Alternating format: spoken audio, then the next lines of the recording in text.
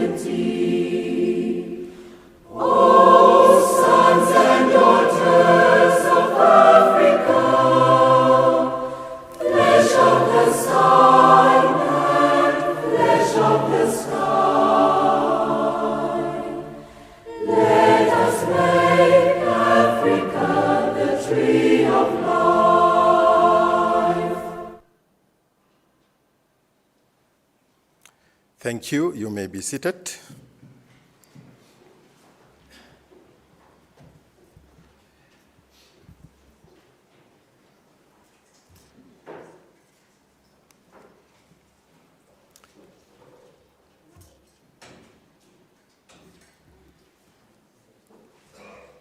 Mr. Epson Wangute, Deputy Governor, Bank of Namibia, Dr. Michael Humavindu, Executive Director, Ministry of Finance, and the Chairperson of the National Working Group on Informality, Mrs. Hopolang Fororo, United Nations Resident Coordinator, Mr. Kenande Shivikwa of Synergy Business Advisory and Consulting, Mrs. Tangeni Shindodola, representative from the informal economy, all executive directors from ministries here present, heads of public and private sector institutions, United Nations officials, senior government officials, senior officials of the Bank of Namibia, members of the National Working Group on Informality, invited stakeholders, those that are following online, ladies and gentlemen, once more, good morning. A warm and hearty welcome to the Bank of Namibia and to the launch of the Informality Diagnostic Reports. This morning, we are happy to welcome you to this event on a very important issue, the informal economy in Namibia. All of us, one way or another, are linked to the informal sector. What is happening in the informal economy is part of the economy. It is a source of income to many. It pays school fees and university tuitions for many. It puts food on the table for many. Yet, it is not always recognized or does not always get the recognition it deserves. The report we are launching today represents a step in recognizing the informal economy as an important sector requiring recognition and support, requiring facilitation that reinforces its status as a foundation on which business can be built, grown, flourish, and transition to formality. The reports provide insight into the state, scope, causes, and consequences of informal economic activity in Namibia. This sets the foundation for us and enables us to maximize the sector's potential and exploit it to address our developmental challenges, unemployment, inequality, and poverty. Ladies and gentlemen, my name is Erwin Naimwaka, Deputy Director, Financial Sector Development and International Affairs in the Research and Financial Sector Development Department here at the Bank of Namibia. I will be facilitating the proceedings this morning. We have a compact program before us. We will start off with remarks by the Deputy Governor, Mr. Epson Wangute, and then we will have remarks by the United Nations Resident Coordinator, Mrs. Hopolang Fororo, and then the keynote address by Dr. Michael Humavindu, the Executive Director, Ministry of Finance, and the Chairperson of the National Working Group on Informality. Then we will have a presentation by Mr. Shivikwa of Synergy Business Advisory, who will present the findings of the report. Then we will have a reflection by Mrs. Tangeni Shindodola from the Informal Economy Representative. We will then have an open discussion with Q&A and contributions, after which we will formally close with our anthems, and then we will have a group photo, and then we will be able to interact and network with some snacks in the foyer, and that will bring us to the end of our activities here this morning. Without further ado, let me invite Mr. Epson Wangute to the podium to render his opening remarks.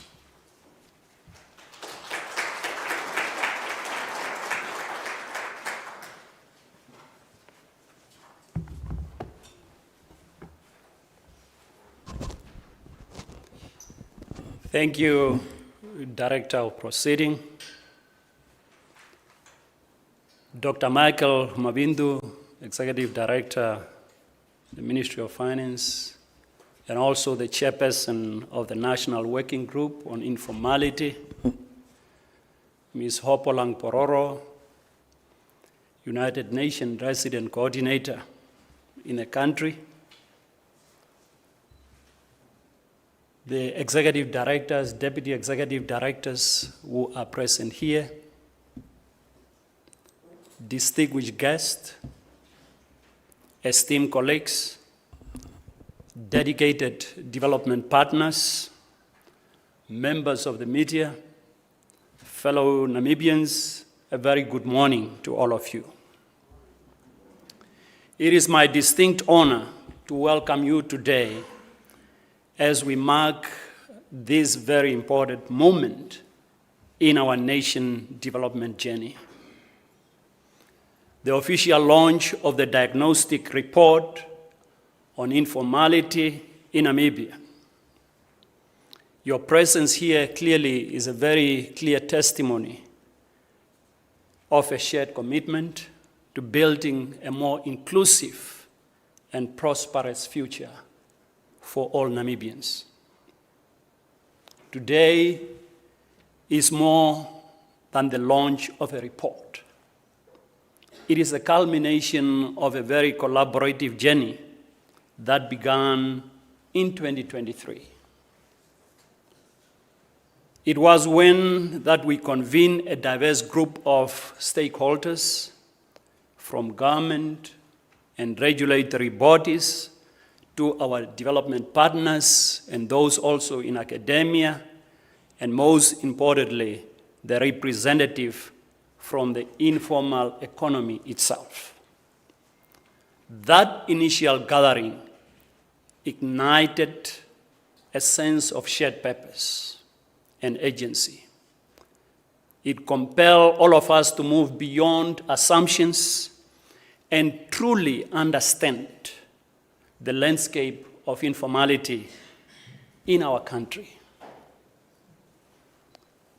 We are glad to know that 2 years later, we stand here armed with more than just an intuition. We have a very comprehensive and evidence-based account of the scale, character, and human stories that define Namibia's informal economy. Clearly, this report gives voice to the aspiration and challenges of individuals in our open markets, in our agricultural corridors, in our home-based businesses, and in informal settlements. It reminds us that for a majority of all Namibians, the informality is the economy. It's not just something peripheral. The informal economy is the economy. You will really see it from the data that are going to be presented. When we are talking about employment in this country, 57.7%, these people are employed in the informality, in the informal economy. So how can you really disregard something that creates that level of employment? As policymakers and leaders of institutions entrusted with our nation's economic stewardship, this report presents us with a profound responsibility. The data within these pages is not merely informational, it is also directional. It is a roadmap for our intervention. It illuminates the path towards more effective financial services, thoughtfully designed products, and targeted infrastructure development. It provides a mirror reflecting our economic reality that we are facing today, and a mandate to act decisively. We can no longer afford to plan in the dark. This report is our guide to building systems that empower and include those who have long been on the economic periphery. The informal economy is a testament to the resilience and entrepreneurial spirit of the Namibian people. It is an engine of value creation, a source of livelihood, and a pillar of our communities. Yet, it operates largely without the safety nets, without protections, and opportunities that many of us take it for granted. The critical question before us now: will this report be a document that gathers dust on a shelf, or will it be the catalyst for transformative change? The answer to that question lies with each one of us. It calls for a united front, from government, financial institutions, to our local authorities, the civil society, and the private sector at large. The road ahead demands bold policy reforms. It demands innovations in financial inclusion and a legal framework that recognizes and protects all workers. Above all, it requires a deep and abiding respect for the individuals whose hard work and perseverance form the backbone of our economy. As Her Excellency, our President Netumbo Nandi-Ndaitwah reminded us recently, the persistent socio-economic challenges facing our country, particularly the triple threat of unemployment, poverty, and inequality, remain our greatest test since independence. Clearly, her words are a powerful call to action, underscoring why our response to informality must be very deliberate, it must be inclusive, and it must be transformative. As I'm concluding, let us therefore honor the immense effort that has gone into this study by translating its findings into tangible actions. I call upon every institution represented here today to internalize these insights that are coming from this study, to identify your role, and to take ownership of this shared mission that has been defined. Let us ensure that when we next gather, it is not to launch another report like this, but to celebrate the measurable improvements in the lives of the ordinary Namibians.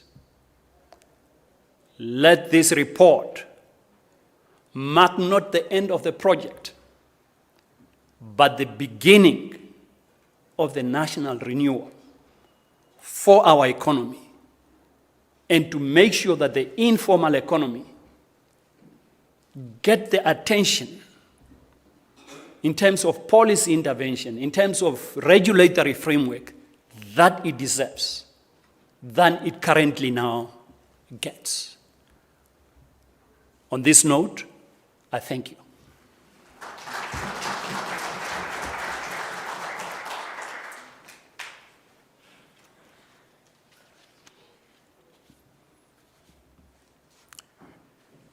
Thank you very much, Mr. Epson Wangute, Deputy Governor at the Bank of Namibia. I summarize your lively address with a call for inclusive approach and an inclusive economy through tangible actions on the recommendations that are contained in the report. Once more, let's appreciate Mr. Wangute's address.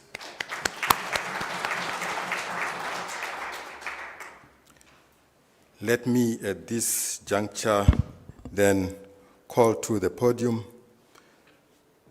the United Nations Resident Coordinator, Mrs. Hopolang Fororo, as emphasized by Mr. Wangute, this exercise was a collaborative effort, and we appreciate the support of the United Nations. Mrs. Fororo.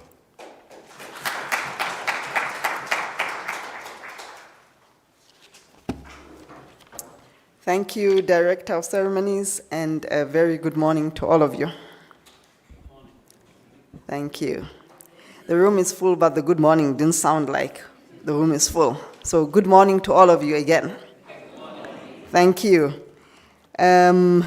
Epson Wanguta, Deputy Governor of the Bank of Namibia, Dr. Michael Humavindu, the Executive Director of the Ministry of Finance and the Chairperson of the National Working Group on Informality. And if you will please allow me, I will stand on the protocols already established by the Director of Program. It is a profound privilege to be with you again and to address you today as we officially launch our long-awaited Informality Diagnostic for Namibia, a milestone in our shared journey towards inclusive, sustainable development. On behalf of the United Nations system in Namibia, I extend our deepest appreciation to all who have contributed to this process, to which I have been intimately privy throughout. I especially extend special recognition to the Bank of Namibia for its leadership and to the Ministry of Industrialization and Trade for its steadfast stewardship and to the National Working Group on Informality for its expertise. Today, we do more than unveil a report. We affirm a collective vision, a Namibia where every worker is visible, valued, and protected, where informality is no longer a barrier to dignity, rights, and opportunity, but a challenge we confront together. Ladies and gentlemen, the diagnostic reveals that informality is not a marginal phenomenon in Namibia. It is central to our economic and social fabric. Nearly 6 in 10 workers and over 85% in sectors like agriculture, fishing, and food services operate outside the formal system. Women and youth are especially represented, with women constituting 53% of the informal workforce and youth finding their first entrepreneurial opportunities here. While in rural areas, the share of workers in informal employment is close to 2 times higher compared to urban areas. These are just not statistics, as was mentioned also by the Deputy Governor. They are stories of mothers growing food, youth building businesses, and families sustaining livelihoods, often without the protections and opportunities that formality can bring. They are the heartbeat of Namibia's economy, yet too often left out of our narrative of progress. The diagnostic does not simply catalog challenges, it uncovers a reservoir of resilience and ingenuity. Informal actors innovate daily, navigating adversity with courage and sustaining communities with little support. Imagine what could be achieved if their energy were met with enabling policies, protections, and pathways to formality.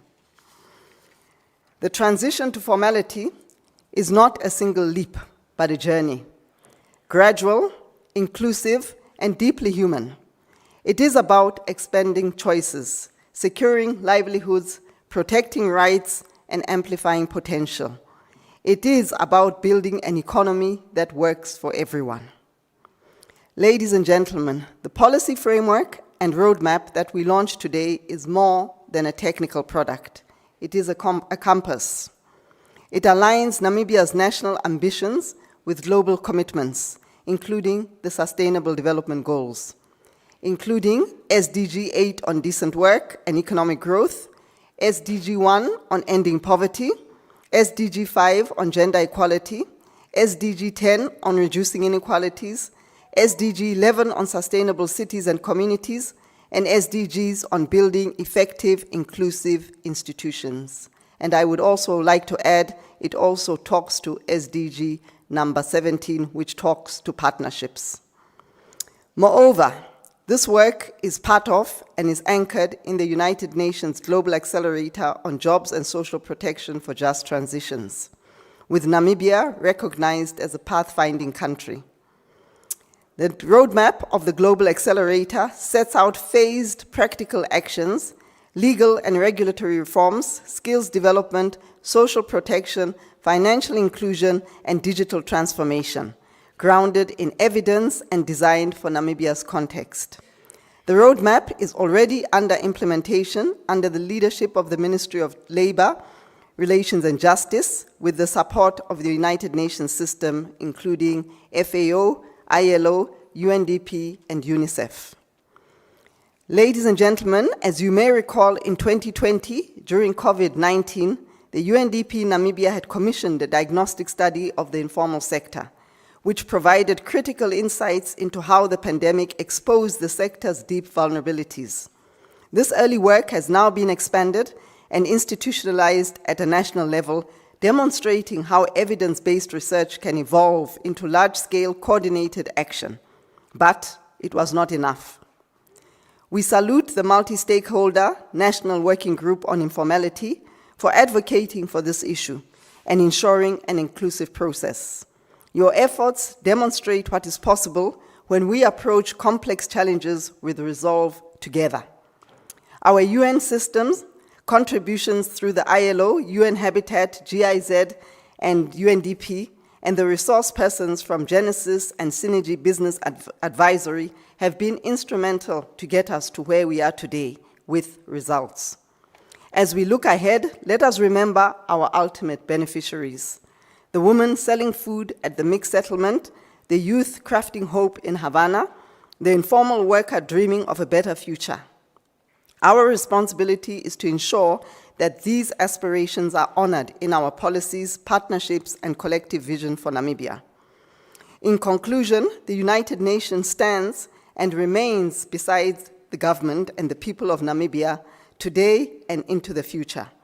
Through our United Nations Sustainable Development Cooperation Framework, covering 2025 to 2029, jointly with government, we remain a steadfast partner in the quest for inclusive growth, social protection, and decent work for all. Let us seize this moment. Let us commit not just to analysis, but now it's time for action. Let us build a Namibia where every job has value, every worker has rights, and no one is left behind. And as we embark on the journey of implementing the recommendations of this diagnostic together, as the Deputy Governor has mentioned, we do not want these documents to just gather dust on our shelves, but it's really a time for us to come together with courage, with clarity, and with boldness towards coordinated action, and the most important, to pool our financial resources so that we can see what is the fruit of this long-term work that we have embarked upon. I would like to just quickly and lastly already apologize in advance that soon after the keynote speaker has delivered his remarks, myself and Eunice Ajambo, who has been part of this process, we will have to leave because we have another commitment which we have to attend to today. So please excuse us, and I wish you then fruitful discussions going forward. Thank you.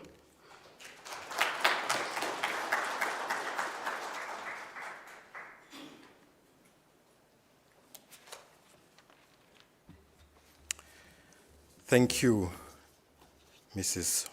Hopolang Fororo. Indeed, informality is not a marginal phenomenon. Informality sustains some of our vulnerable sections of our population, the women and the youth. Now is time for action. Thank you very much. Now it's time for action, and I would like to call upon the Executive Director, the Ministry of Finance, and the Chairperson of the National Working Group on Informality for the keynote address.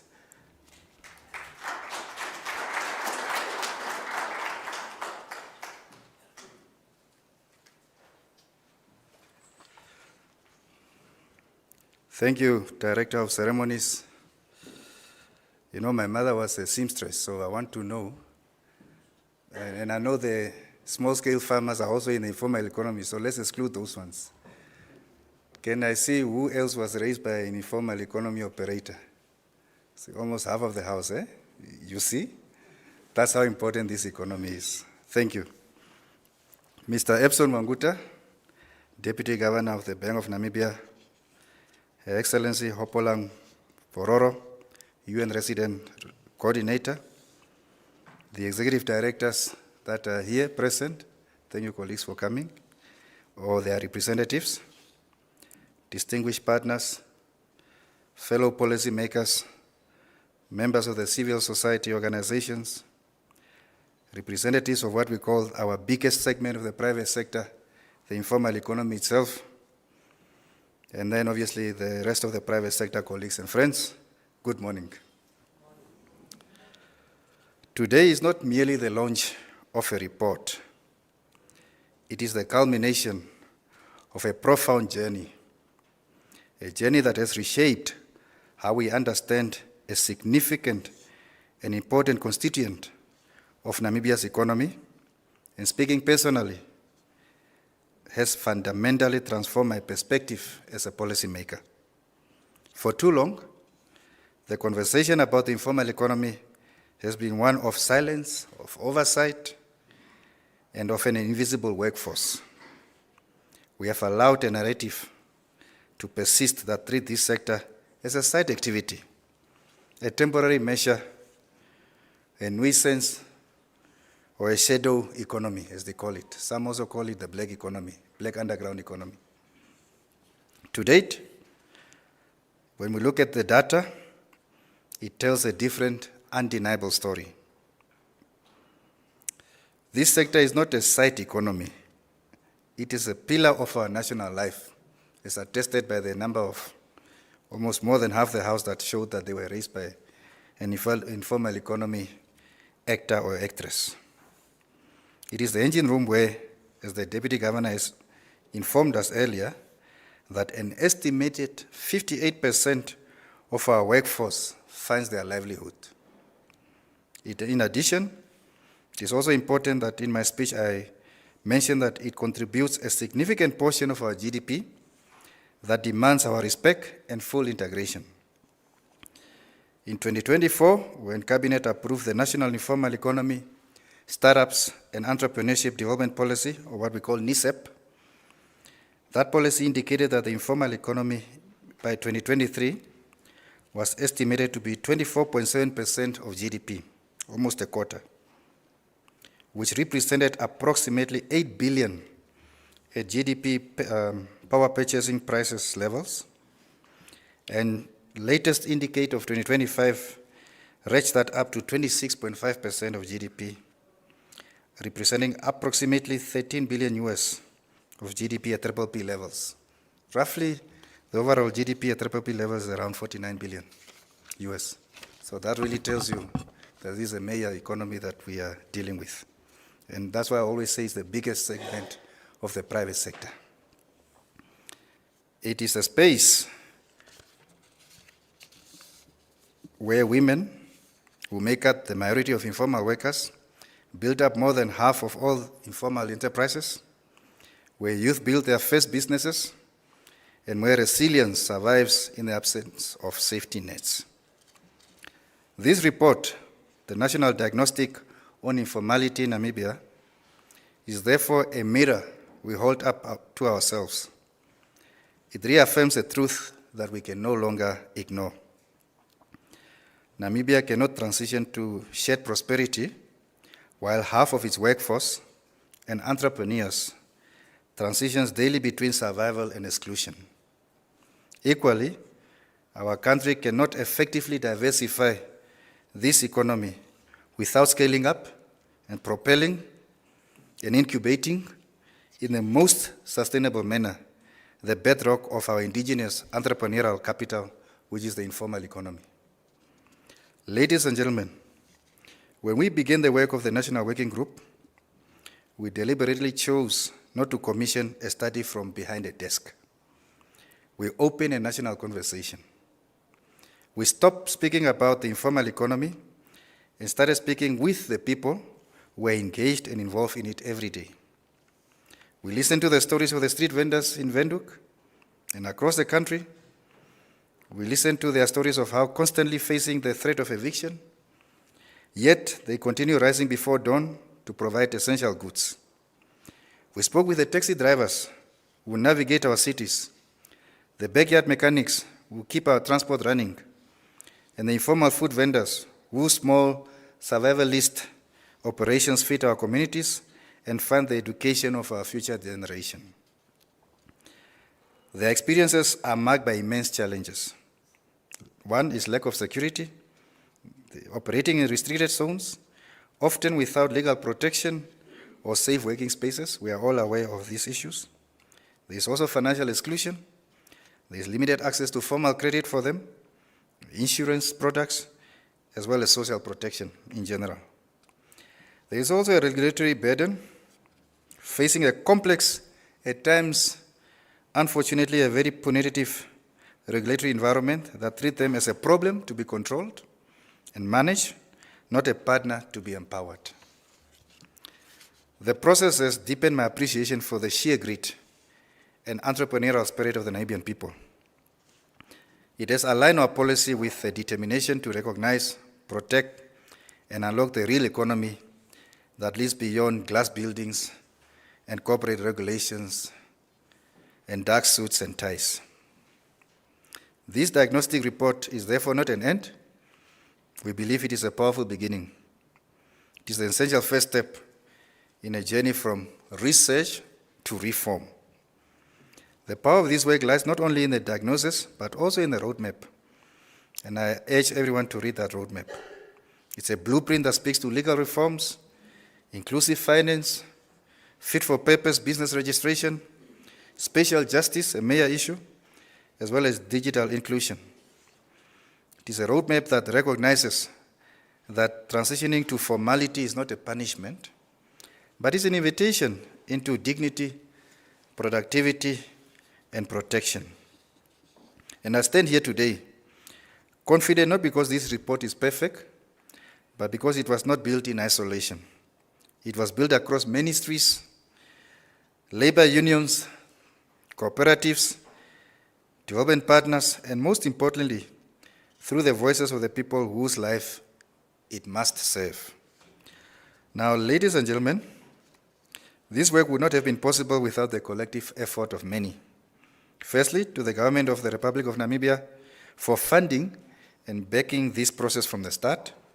Equally, as I mentioned earlier, for the government to have approved in late 2024 the NISEP policy, which is actually the precursor for future legislative reforms to effectively ensure sustained and formalized support to the informal economy. To the Central Bank, Bank of Namibia, who was not just serving as a secretariat, but also demonstrated what it means for a central bank to champion inclusive development with purpose and humility.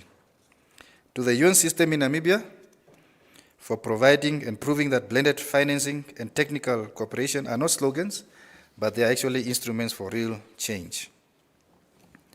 To our consulting partners, Synergy BAC, Genesis Analytics, the UN Habitat UNETAC project, that does not deliver a report, but also a standard of excellence of how future reports should look like. And to the representatives of the civil society, labor unions, informal sector organizations, and the private sector, who stayed at the table even when conversations were becoming uncomfortable. But above all, our deepest gratitude goes to the traders, the farmers, the taxi drivers, the hairdressers, the cooks, the mechanics, the welders, the seamstresses, such as my mother, although she was not interviewed, she's too old now, and the street vendors who opened their lives to us. This work would have not been written from behind a desk. Really, it needed dust, it needed voices, it needed walking around with reality and to experience those lived reality. As we wrap up this project, ladies and gentlemen, I want to remind us again that this report is not the conclusion of a study. It is the beginning of a movement. If we do act with the agency and the conviction that this moment demands, Namibia can be among the first African countries to move from managing informality to transforming the informal economy into a recognized, productive, and a protected, incubated pillar of national development. And so today, I ask all of us, government, regulators, financiers, local authorities, NGOs, INGOs, and development partners, let us treat this roadmap not as a policy reference, but as a national commitment. The informal economy actually does not need our sympathy. It needs policy. It needs supportive legislation. It needs reform. It needs investment. Above all, it needs our respect. Let us leave this room celebrating a document only, but let us rather leave this room a united decision that, firstly, Namibia will no longer build two economies, one that is seen and one that is just seen as being surviving. Secondly, that the people who feed us, move us, clothe us, and build for us will never again stand outside of the gate of economic protection and policy recognition. Today, we honor them with data in that wonderful report. Tomorrow, we must actually honor them with delivery. I thank you.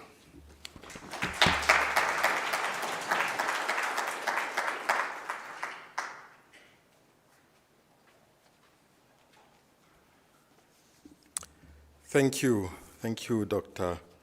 Mavindu. Time for silence, oversight, shadow economy is over. Stop talking about those in the informal economy and start talking to them and with them. Once more, thank you very much, Doctor. At this juncture, and given that the UN representative is going to leave, I would like to call the Deputy Governor, Dr. Mavindu and Mrs. Fororo, to the front for a picture with the reports.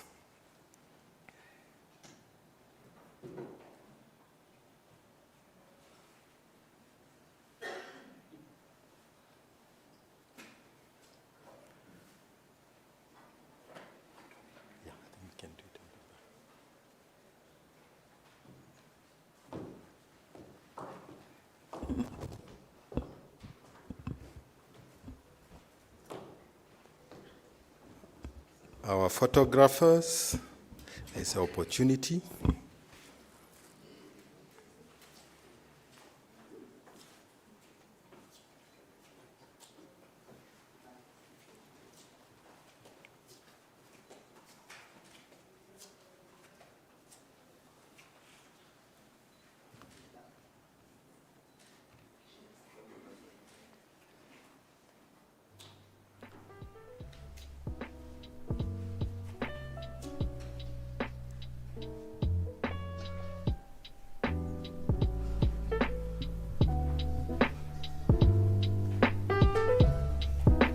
Thank you very much.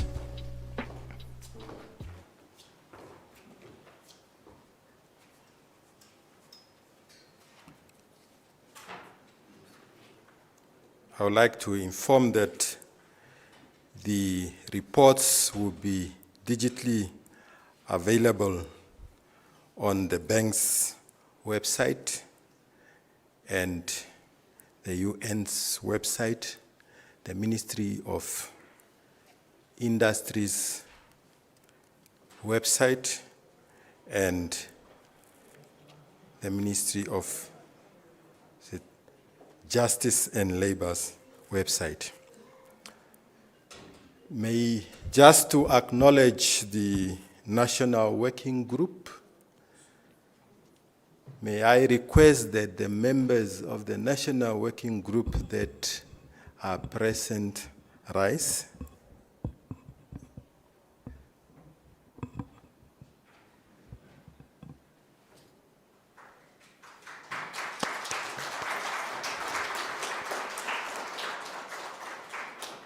Thank you very much. As indicated by those are the persons that were behind and driving this process.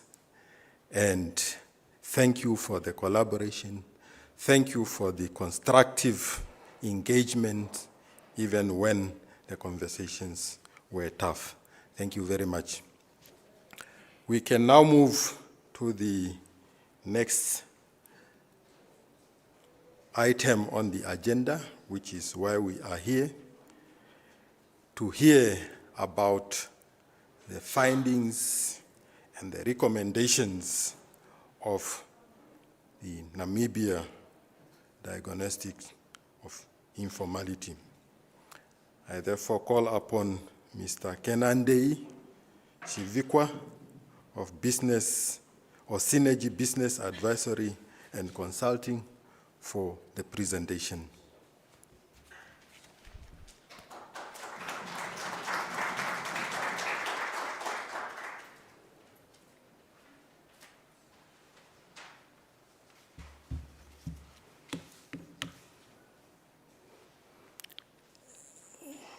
Good morning. Yes, I stand by the protocol already observed and will proceed to make the presentation. May I also take this opportunity to express our appreciation to the National Working Group and to everyone who have assisted us in gathering the information and also in providing us with research documents, those ones that have availed themselves to be interviewed, the institutions that were able to submit written responses to us. Thank you to everyone. So without wasting time, let me just proceed why we are here this morning.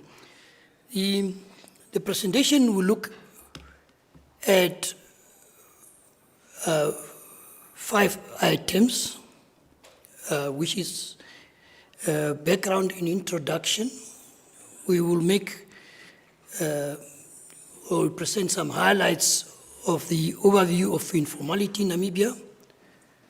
We will also present sectoral analysis, and then the policy framework and the roadmap.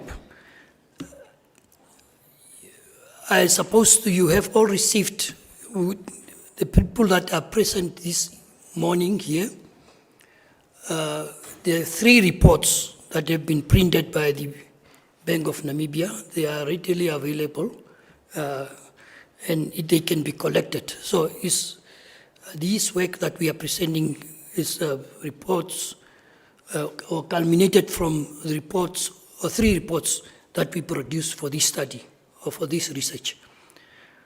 So coming to the introduction and the background of the study, the study had a 2-pronged approach with 2 teams. The one was the socioeconomic dimension, which was undertaken by Synergy and Genesis Analytics, and the spatial dimension, which was undertaken by UN Habitat, UNITEC with the assistance. I will not spend time on the introduction of the team, but one of the team members is here, Mrs. Olga Kashongwa. She's sitting there in front, and she will probably assist me in responding to some questions that will be posed later on.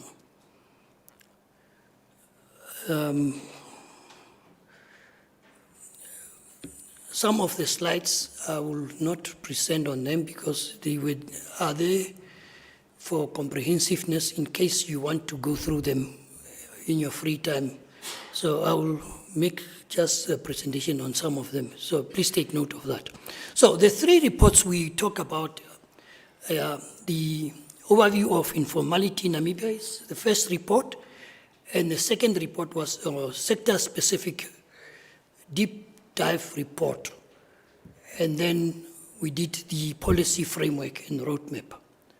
So why we did it was to gain a comprehensive understanding of informality in Namibia and examining both the social, economic, and spatial dimensions, and build broad domestic consensus on some issues based on evidence-based strategy on reducing informality. So the highlights from the first report that we produced, which is the assessment of informality in Namibia, the objective of that report was to look at the characteristics of informality in Namibia, the factors of informality, the impact of informality, the regulatory framework and institutional environment. Then we needed to identify and assess the current policy approaches to reduce decent work deficits, and also look and identify at the best practices and lessons from other African countries and also beyond Africa. So the first report was, let me put it this way, was more a desktop report. We looked at relevant national documents, we looked at previous studies undertaken, we looked at journal studies, and also at global and regional documents and studies that were carried out. So now, I don't want to go into this presentation without us being on the same wavelength with regard to some definitions. I don't want to spend time on definitions, but it's very important for us to understand these definitions, because if we don't understand them, we will probably not follow properly what we are presenting this morning. Now, let me say that informal economy, because there is a confusion between informal economy and informal sector. People don't know sometimes whether to say informal economy or informal sector. They are using these terms interchangeably, and it's very important for me to explain that there's a difference between the two. Informal economy consists of 3 sectors. It's very important to bring this to your attention. Informal economy exists or is composed of 3 sectors. One is formal sector within the informal economy. The second is the household sector within the informal economy, and also I mentioned the informal sector, household sector, formal sector. They are all in one informal economy, meaning that we have formal sector in the informal economy. So I needed to explain that first and foremost. I don't want to read the definitions. You can do it within your time. So informal economy consists of 3, which is informal sector, formal sector, and household sector.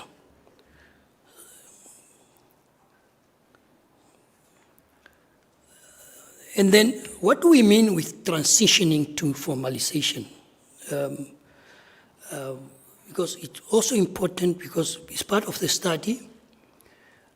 It means developing all sectors and their participants into commercially viable and mainstream economic sectors that could contribute to the economic growth of Namibia and its inhabitants in a sustainable manner, and ensuring that participants in these sectors are socially supported and are reaping the benefits of social, among others, in the areas of health care, housing, social protection, and nutrition. So this is a definition as well. You will also find that definition in the report. So it's very important to understand what do we mean with formalization, what do we mean with or let me put it this way, transitioning to formality. It's also a concept one have to understand. Now, the content of the report, the step 1 report, as I said earlier, was about assessing the informality in Namibia. So what did we find? We have found that the informal economy has become the largest employer, constituting 55.8% of the total employment.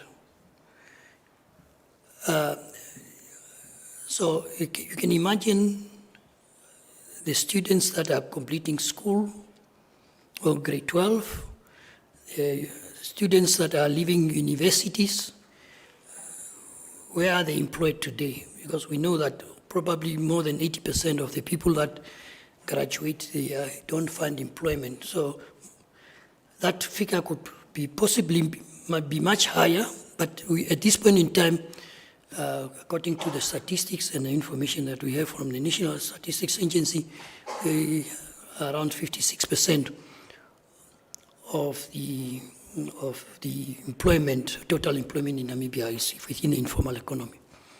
See, the causes of informality in Namibia is complex, driven by limited job opportunities, amongst that lack of education and high cost of living.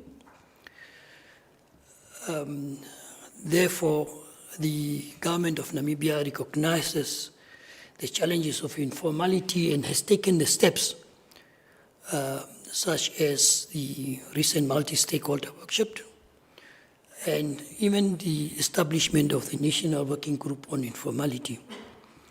Some of these issues are already elaborated in the Harambee Prosperity Plan, and it is also elaborated how, if you look at the broader strategy, how to transform probably the Namibian informal economy. This project also presents a good opportunity to address the challenges of the informal sector in Namibia in order to assist the government in developing the right approach to gradually, and I want to underline that word, gradually. So we are not saying we should jump from informality to formality in one day. It's a gradual process. So let me underline that word. So the approach being followed is a gradual transitioning from informality to formality. The word enterprise there, I think it should be economic units and not necessarily enterprises, because enterprises in the informal economy are called economic units, not enterprises. Sorry for that oversight. Thank you very much. Now, if you look at the role and value of global and continental or regional perspective, the Namibian Constitution under Article 144 makes provision that we have to conform also to international law and be international law-friendly society. You will also appreciate the fact that the Namibian Constitution also makes provision for Namibia to belong or to be a member of the International Labour Organization. So that gives us already a perspective that we want to we value the global and continental and regional perspective. Otherwise, why would the Constitution make provisions that we should be a member of the International Labour Organization?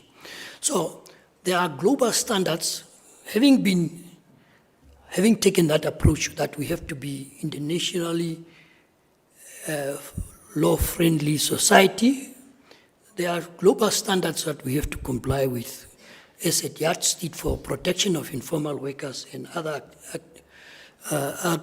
active in the informal economy. In that regard, we are looking at the United Nations Universal Declaration on Human Rights, the International Covenant on Economic, Social, and Cultural Rights.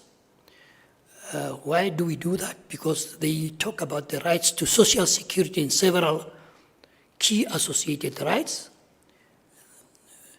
Because we are talking about a right-based approach, in that context, it talks about no discrimination, focusing on exclusion and marginalization. Also important is to look at General Comment number 19 of 2008, which talks about the coverage of informal economy workers that is required, progressive inclusion, respect and support informal economy, design schemes, and consider dedicated arrangements. So this would make us, if we follow this approach, internationally friendly, law-friendly country. We also looked at the other instruments like the Sustainable Development Goals. The UN resident representative have mentioned several Sustainable Development Goals that conform or that is being addressed by this study. I don't want to repeat that. Some of them, let me mention SDG Target 13, which talks about to implement nationally appropriate social protection measures for all, including floors, which is social protection floor, in fact, just to explain what floors mean. And by 2030, achieve substantial coverage of the poor and the vulnerable. Also, there is the Global Accelerator on Jobs and Social Protection for Just Transition, which have been rolled out by the UN in all the countries. There is already an informal economy roadmap being developed, and in-depth understanding is required to undertake that exercise. Two important recommendations on informal economy are those two mentioned. The one is recommendation 202 of 2012 on national social protection floors, and the other one is the recommendation 204 of 2015, transitioning from informal to formal economy. Why that is important is because transition must respect workers' fundamental rights, ensure opportunities for income security, livelihood and entrepreneurships, and focus on social protection extension and social insurance extension to be sensitive to contributory capacity. Now, what are the drivers of informality that we found? There are two forms of drivers of informality that is being seen in every economy. The first one is transversal drivers, and the one is specific drivers. I don't want to go and elaborate on that. It maybe come too technical for the presentation at this point in time. So now there are four perspectives one have to look at when we are talking about the drivers of informality. One is to look at the macroeconomic context. Now you cannot only look at the macroeconomic context, but also the second one is the micro level determinants. And you look also at the regulatory framework and enforcement. And lastly, the attractiveness of informal activities. It's very important to understand this because the study draws its conclusion from all these drivers of informality. Especially the micro level determinants. If you look at the skills, poverty, the irregular income, all these limitations that make people remain informal sector. Also the business determinants like limited access to market, infrastructure, land capital, digital accessibility, and all these many other things that drive informality. Now, what is the impact of informality? Mr. Mavindu mentioned here about around 58% of the workforce in Namibia is in the informal economy. But this percentage could be much higher. As I mentioned earlier, if you consider the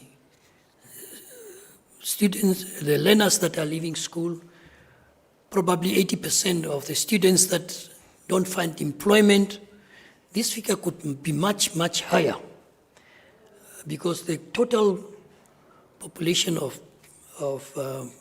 people employed in formal economy is probably around 500,000. And we are talking about a population of how many people? Now deduct that 500 from the total population, and you ask yourself, how do the other people survive?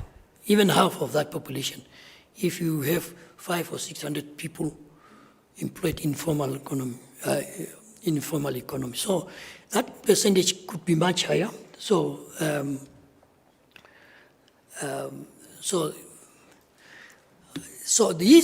the benefits of informality is that it serves as an entrepreneurship incubator. People have access to it because of the low barriers to entry. It also provides critical source of income for many who are unemployed.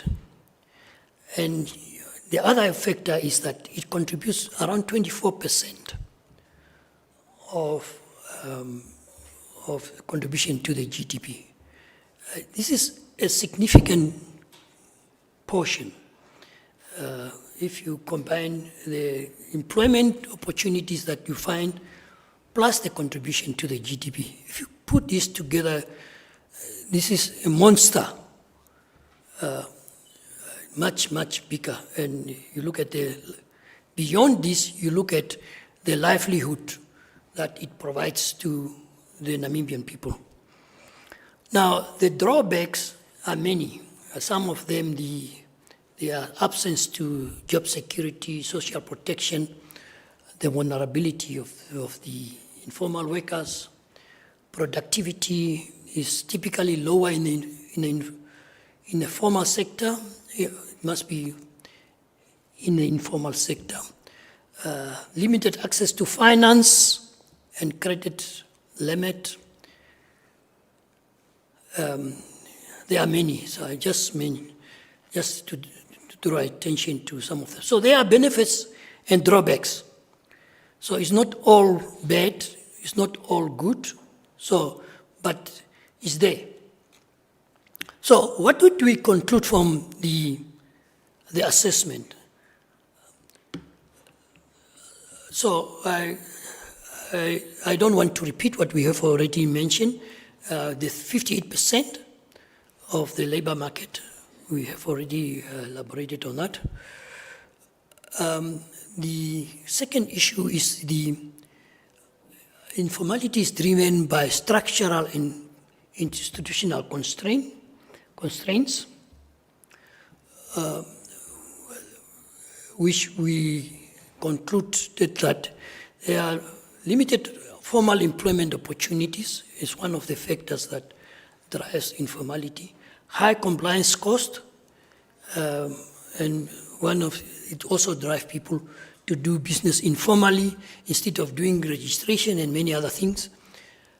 Weak enforcement of labor laws, meaning you can just put up a business and employ people. You don't have to pay social security contributions and comply with minimum wage and many of these things, it also drives people to do this thing because it's much cheaper, because there's a low or weak enforcement of labor laws. And the other one is, as we said, inadequate access to social protection. Why do we say social protection? Perhaps in a context is that most of these people are not registered as social security in case they are injured, in case they are going on maternity. So some ladies have to lose jobs because they are going on maternity. They don't have protection for that. If you are injured at work, you cannot be compensated, you don't have a pension. So most of these things. So then what is also very important to take note is the current legal and regulatory framework exclude other forms of work. For instance, independent contractors are missing in the Labor Act. The self-employed is not properly defined, but I don't want to go into that context. But it's not properly understood as well. What is meant by self-employed? If I have my business, but I also employ other people, am I considered self-employed or am I considered an employer? And when is it? So these terms sometimes are very difficult for an ordinary man on the street to understand. What is self-employed? And when am I employer? Or can I be a self-employed and also be an employer at the same time? So all these things, all these definitions are, for instance, not properly explained in this legal framework for people to understand. The other, let me just probably because of time, just rush through some of them. Households are not to be undermined in diagnosis of informality. The households are very important because I said informal economy, one of the sectors is the household sector, because I mentioned earlier that there is informality within the formal sector.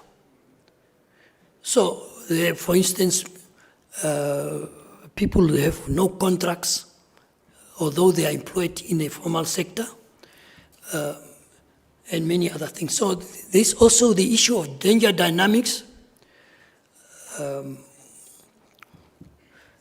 There's a higher male to female ratio in urban than rural areas.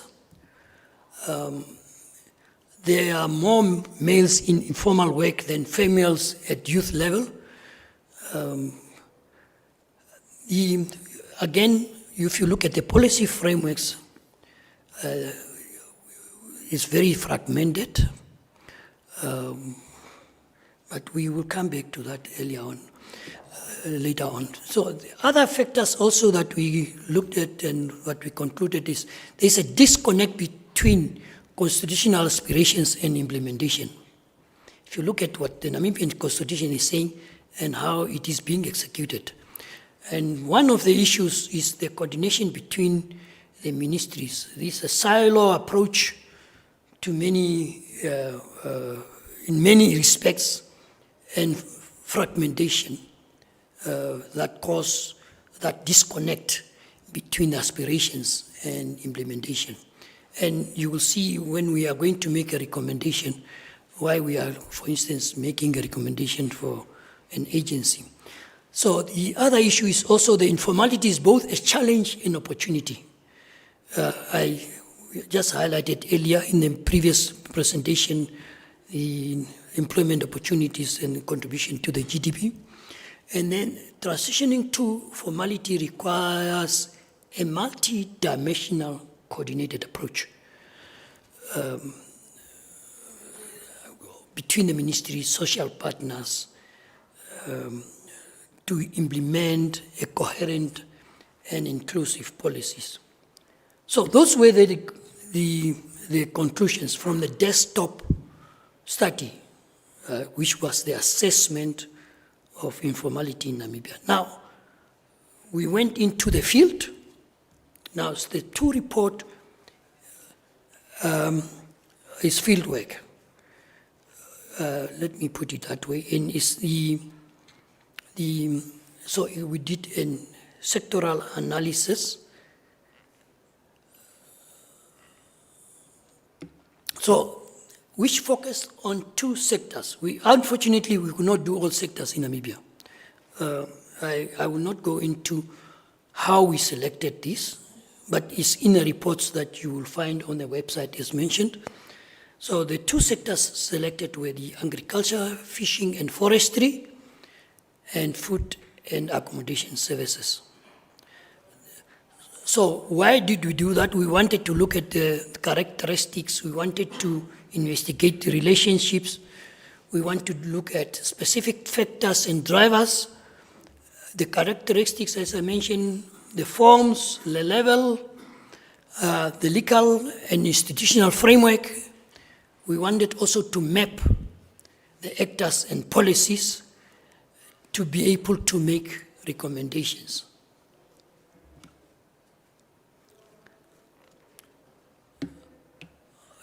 So the field work, what we did is we had people in the field. In this regard, we were assisted by GIZ. You will see there that we looked at type of work, frequency. So, for instance, we have interviewed 242 tuck shop owners, 530 vendors. We look, it's beyond the, you will see many type of work that is covered. Farmers, we looked at nail technicians, we looked at builders, so the number and the frequency is also indicated there on the slide. So in total, the sample size existed of 2,080. So the selection was over 26 places in Namibia, urban and rural. We covered both. So it was not only in Windhoek or Shakati. It was divided. 26 places across Namibia. So you will see there we have municipalities, town councils, village councils. So we have for municipalities 720 questionnaires completed, town councils 560, village councils 160, which is a very good sample size for a study. We have discussed this with Namibia Statistics Agency, and I think our sample size is quite high according to the requirements for such a study. 2080 is much higher. The requirement would have been around 600, 700 respondents. We are standing at 2080, which is much, probably more than double. So it gives you an understanding of where we are. So we also divided this. We have made sure that when interviewing the respondents, we look at, we were at formal sector, informal sector, household sector, which covers the informal economy. And then we also did key informant interviews, which is 2,541.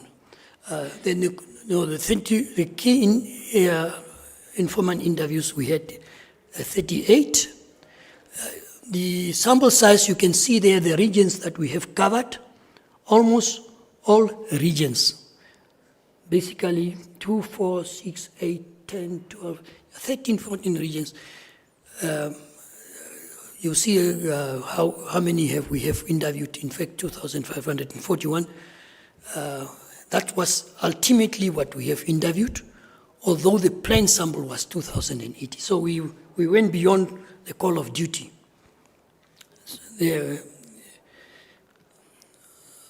So what did we find? Now, I said we focused on two sectors. Now, for the first one, agriculture, fishing, and forestry, what would we find?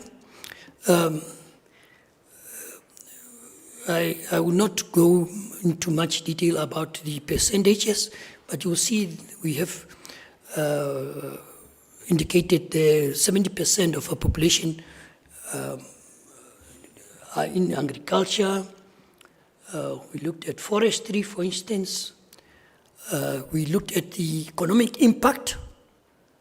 The policy alignment that we looked at is probably just to look at that. We are strategically aligned with the national development objective as outlined in Vision 2030 and NDP 6 and the Harambee Prosperity Plan. I'm not talking about achievements, but the alignments, okay? And these frameworks underscore the sector's critical role in reducing poverty and so forth. And then the opportunistic survey we have undertaken, you will notice from that graph that the focus or the highest number that we obtained was from own account workers, people that are self-employed. Most of them account for the largest number, and then employees. So we looked at owners of the businesses, and then we also looked at workers.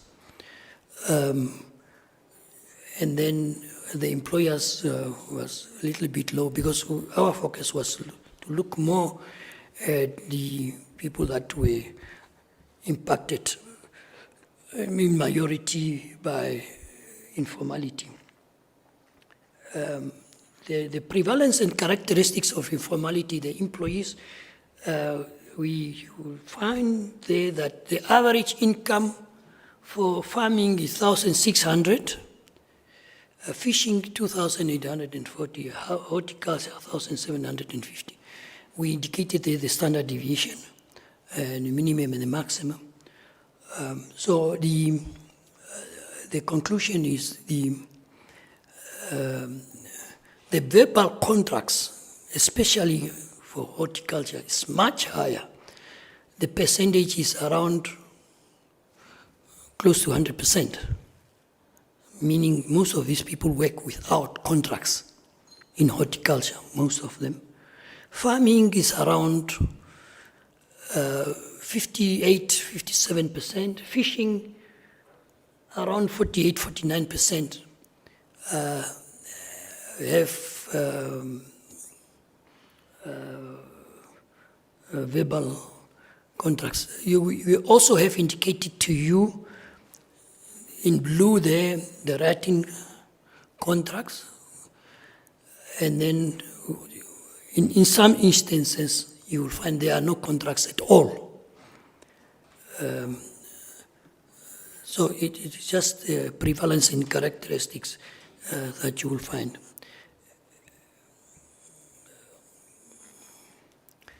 And then that was for employees. Now for the employers,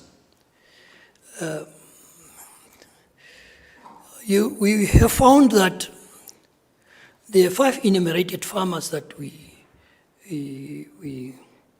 interviewed, they are registered with 2 formal institutions, namely Social Security Commission, or NAMRA, or BIPA, 2 of them at least in each case. So 2 of those 3, they were registered with that. Now, I come back again to the issue of informality with informality.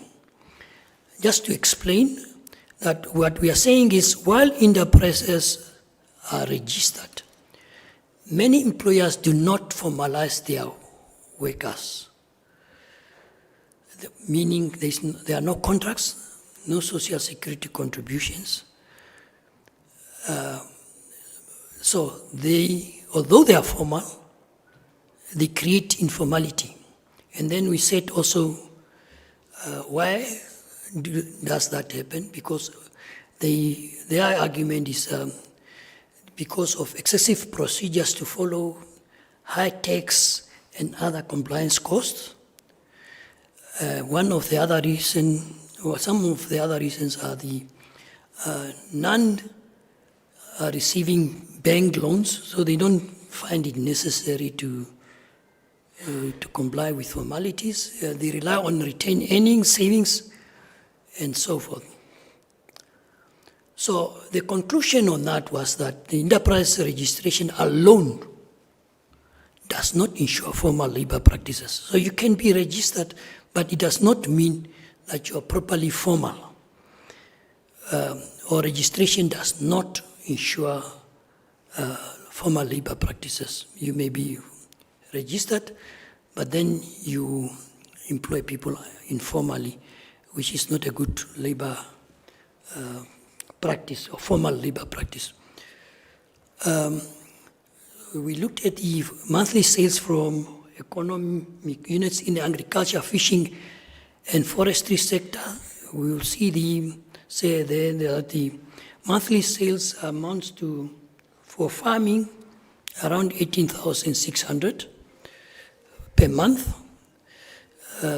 We have also indicated the standard deviation, the minimum and the maximum.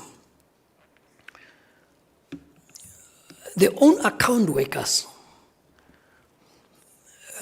people that are working for themselves, in the fishing industry,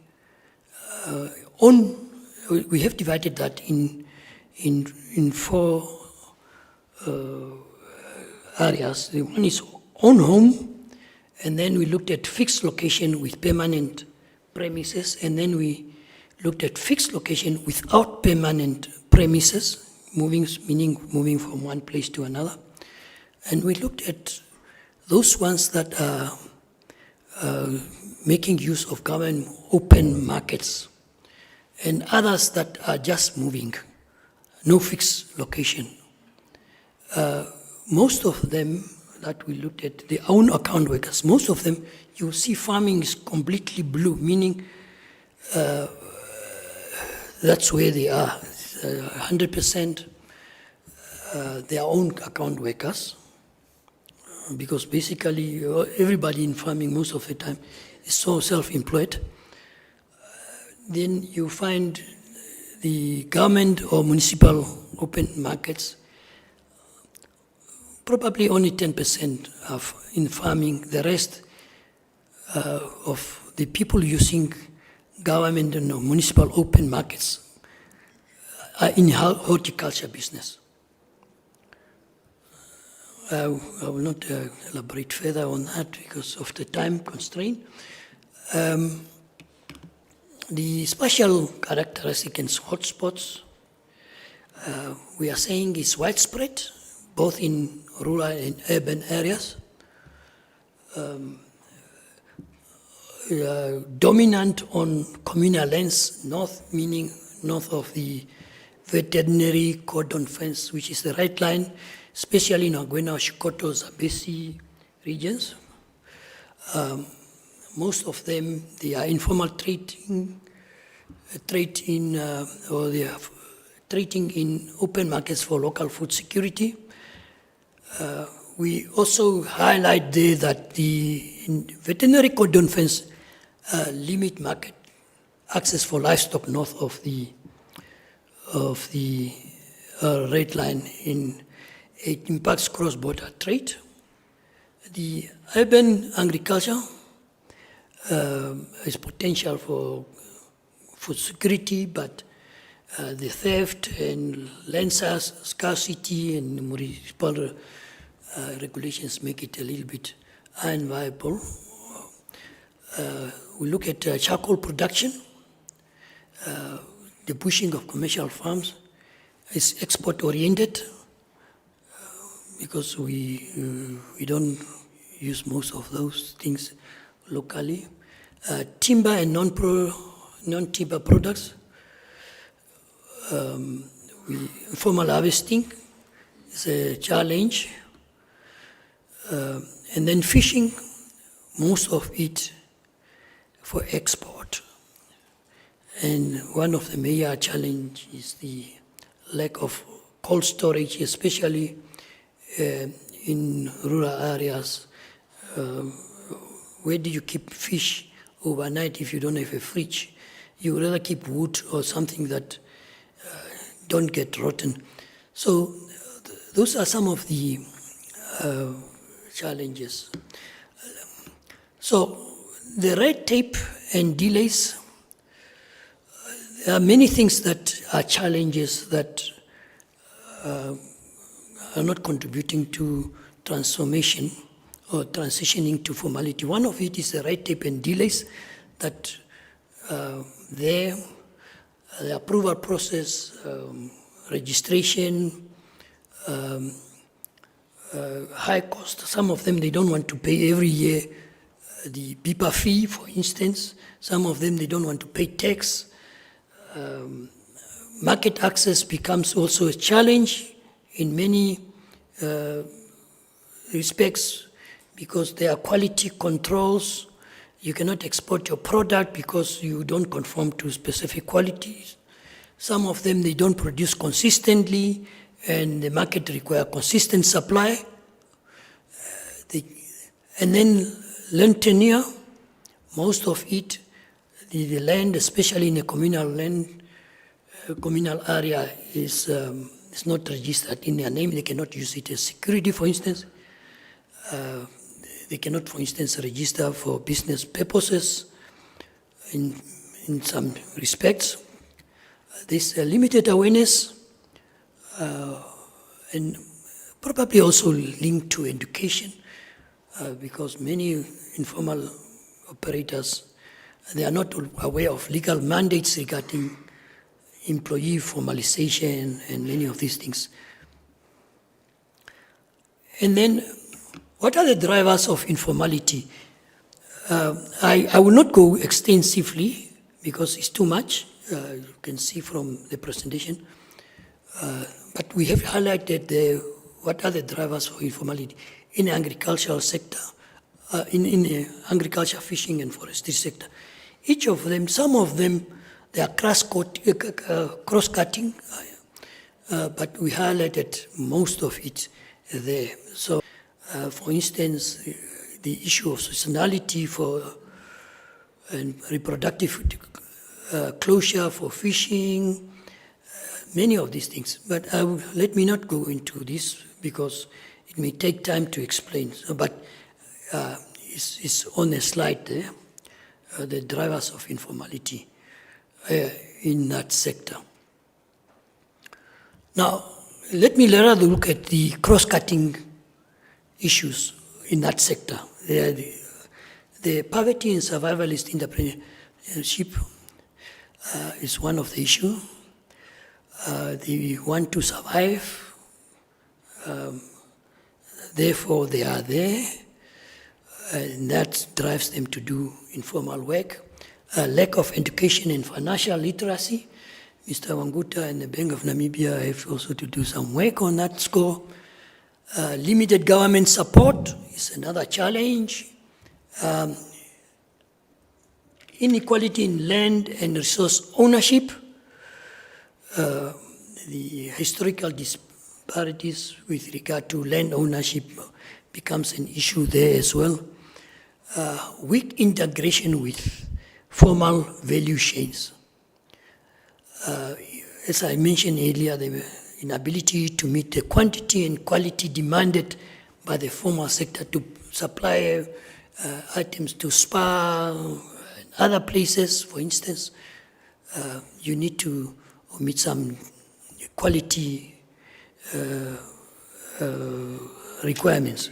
A lack of access to information, which is also linked to education partly. They complain that they are excluded from key decisions and information about funding and technology. And then one of the critical things, and come across in many respects is the lack of access to financing. They are complaining about difficulty in obtaining formal loans from commercial banks due to lack of collateral and history and security required by these institutions. And also the information required, sometimes they are required to provide cash flow projections, and because of lack of education, and they may not be able to provide that, and there's a lack of access to financing, especially from the commercial banks. Now, the next one is the other sector that we said is the food and accommodation services that we looked at. Again, we looked at employment status of respondents in food and accommodation services. We looked at kapana sellers, butchers, food and catering, tuck shops. You'll see tuck shops. One of them, if you look at their own account workers, most of them you will find there in tuck shops, according to this study. The second biggest one is the employees, people employed, and that's why I was saying earlier that self-employed. What does self-employed mean? Is it also when you have other people working for you? Is it only for you? So you will find the employees as well, big number. So those are the respondents that we looked at that provided the following responses. The gender, most of them, I realized that a lot of the female are much higher in informal economy than male. So most of these people that are in informal economy, especially in the food and accommodation, they are women. If you look at kapana sellers, if you look at, so let me go to the next one. I'm reminded I have 10 minutes left. So the other thing is the prevalence of informality among employees. Also, you see kapana sellers, no contract, almost 100%. The other one, tuck shop, verbal contracts is around over 80%. And then, so we looked at the prevalence of informality amongst employees. Tuck shop, 2,172. That's the average income. So, but the rest of the figures, you'll find it there. And then we looked at the prevalence of informality amongst employers. We are indicating there the average sales as well for tuck shop, food catering, and butchery. Then the prevalence of informality amongst own account workers is a mixed bag. You will see that, for instance, for bakery, they have fixed location without permanent premises.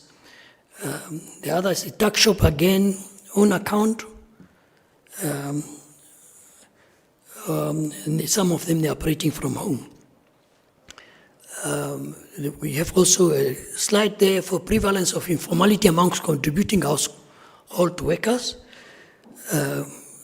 which is giving us that home account workers, they are in majority. If you look at around 70%, no fixed allocation, many of that, especially for food catering. So the drivers of informality in the food and accommodation sector, those are some of the quotations that we obtained from the respondents, why they are in the food and accommodation sector. So there are important conclusions and observations. What did we find? Key stakeholders in Namibia do not have a singular official position on what transitioning from informal to formal economy means in practice. So they have to be educated. Informality in Namibia is deeply structural, sustained by a combination of rural underdevelopment, policy and legal framework gaps, and exclusion from formal support system. In both sectors that we have looked at, a contribution of informal is significant, yet they are unrecognized, unsupported in terms of finance, policy, and legal inclusion and infrastructure. We looked at the near set policy. We said it's an opportunity, represent an opportunity.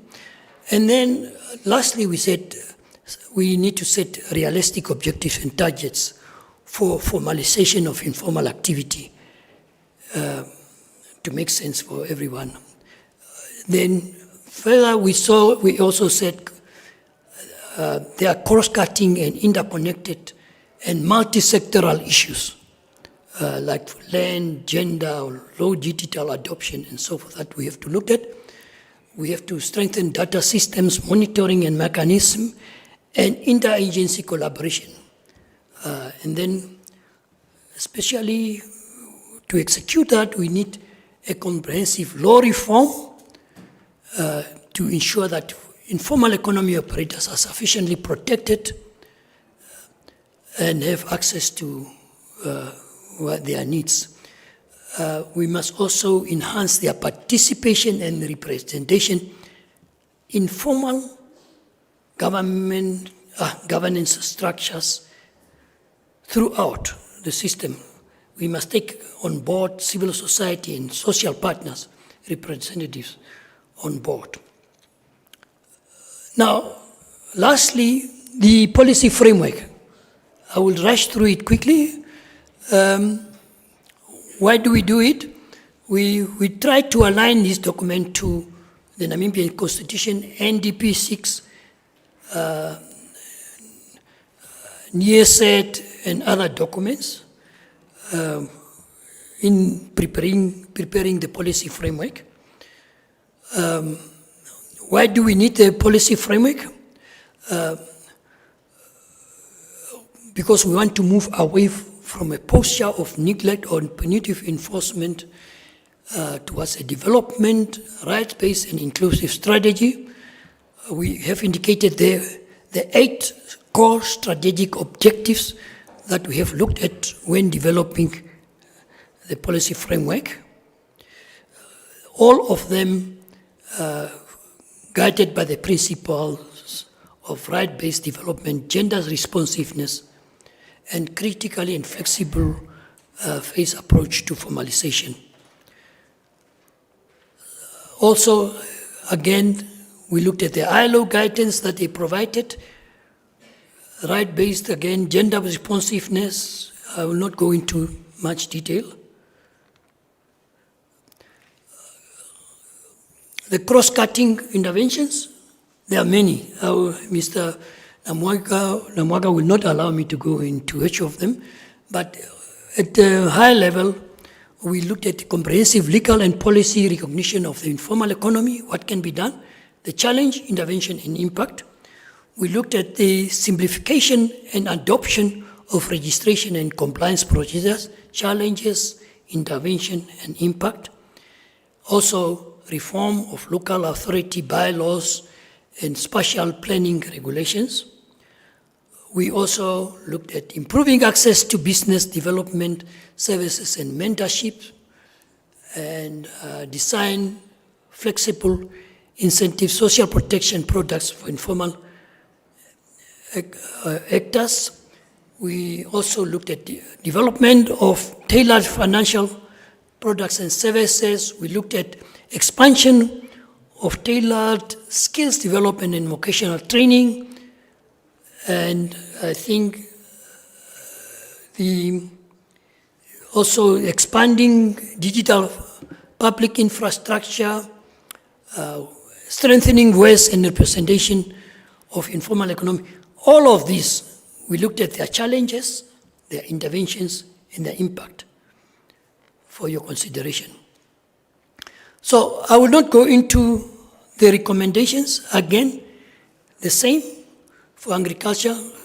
There are many challenges, interventions and impact that you can look at. Let me comment key recommended interventions for food and accommodation services. They are there. You can go through that when you receive the presentation. Now, the roadmap, that's the last part of the presentation. What are we saying? You see on the horizontal, you see high vulnerability.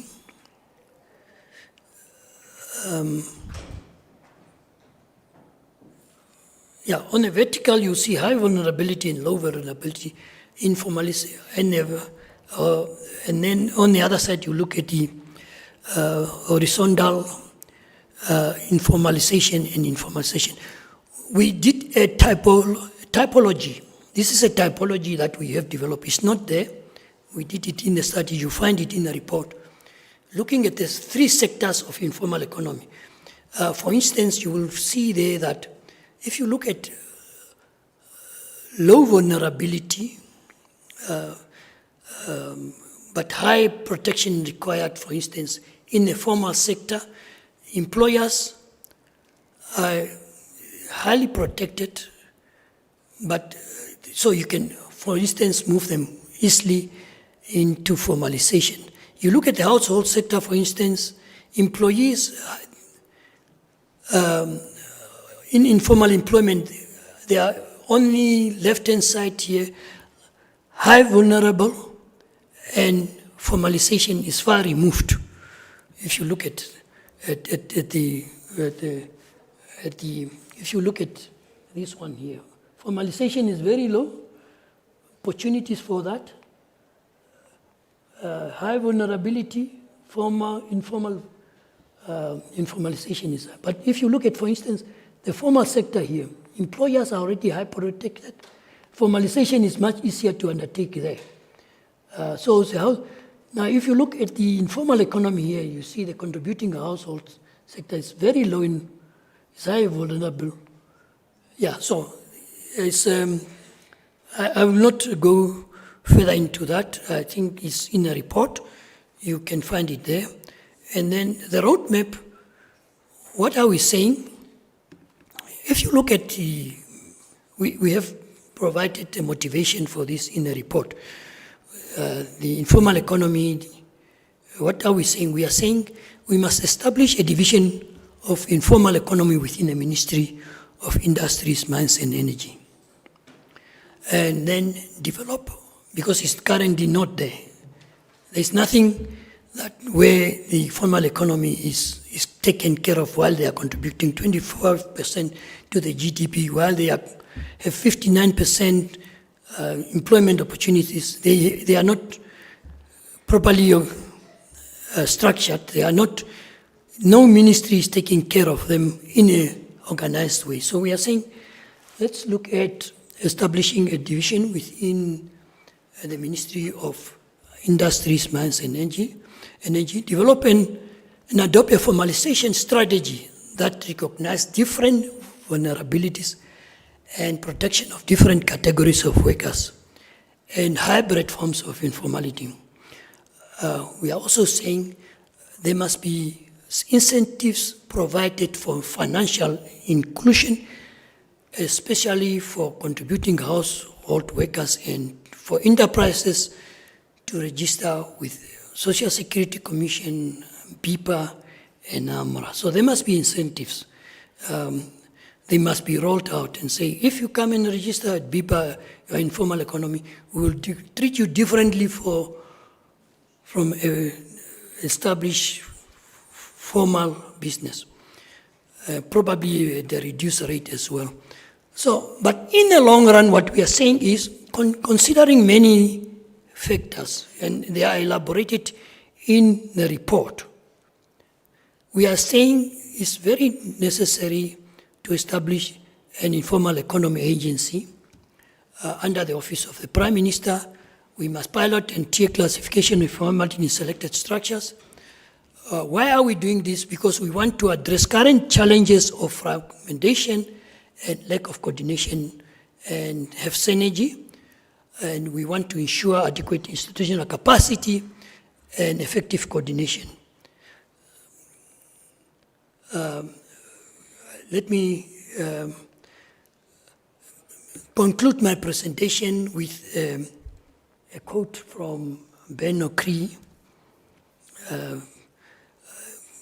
what he said in his right, A Way of Being Free. He said, nature and history are not just about the survival of the fittest, but also about the survival of the wisest, the most adaptive, and the most aware.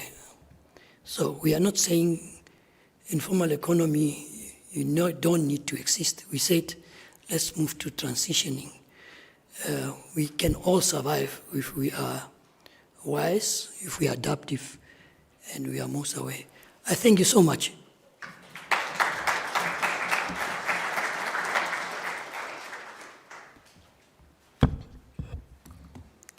Thank you, Mr. Shivikwa, for that comprehensive presentation on informality in the Namibian economy.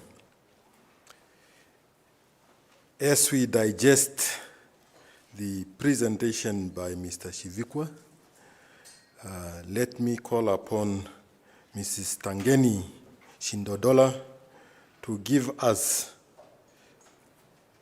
a bit of a perspective from the informal economy.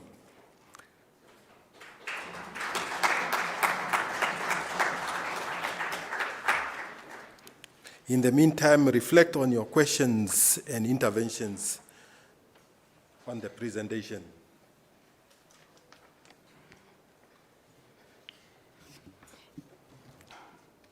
If it was in my world of informality, such a milestone will be dancing, ululating, but I wish I was in that type of platform to do that, but today I'm in a very formal type of platform. There's not even an E, a li. Our slogan in the informal economy, nothing for us without us. And I'm very, very happy that our Namibian government have responded to this call. There is now something for all of us. Deputy Governor, Mr. Epson Uanguta, Executive Director of the Ministry of Finance, Dr. Michael Himavundu, UN Resident Coordinator, Ms. Hoplang Fororo, Mr. Kenendai Chivikwa, Mr. Ervan Naimwaka, our Masters of Ceremonies, all executive directors from ministries, representatives from the informal economy, CEOs and managing directors from both the public and private sectors, members of trade unions, federations, associations, UN officials, government and Bank of Namibia officials. Ladies and gentlemen, good morning. Today is a truly special day for all of us who are part of Namibia's informal economy. It's more than just an event, it's a milestone, a moment of recognition and hope. My name is Tangeni Shindondola, and I stand here proudly as a representative of the informal economy and a member of the National Working Group on Informality. For many of us here in Namibia, the informal sector is more than just a job. It's our way of surviving. It's how we earn a living, feed our families, and keep going when formal jobs are hard to find. It's also when many people get their experiences as entrepreneurs. But it's not easy. We face unstable incomes, no social protection, limited access to finance, and sometimes even harassment and poor working conditions. For many, the informal economy is a lifeline, but it can also be a daily struggle. Namibia informal makes up about a quarter of our GDP, around 8 billion. Back in 2018, more than 418,000 people were working informally, which is about 57% of total employment. By now, the numbers has likely grown even more. That means that more than half of our workers are in jobs that are insecure, low paying, and without benefits. So the big question is, why aren't these businesses growing, and how can we change this narrative? The Diagnostic of Informality in Namibia help us understand the real value of this sector, not just as a survival space, but as a vital part of our economy.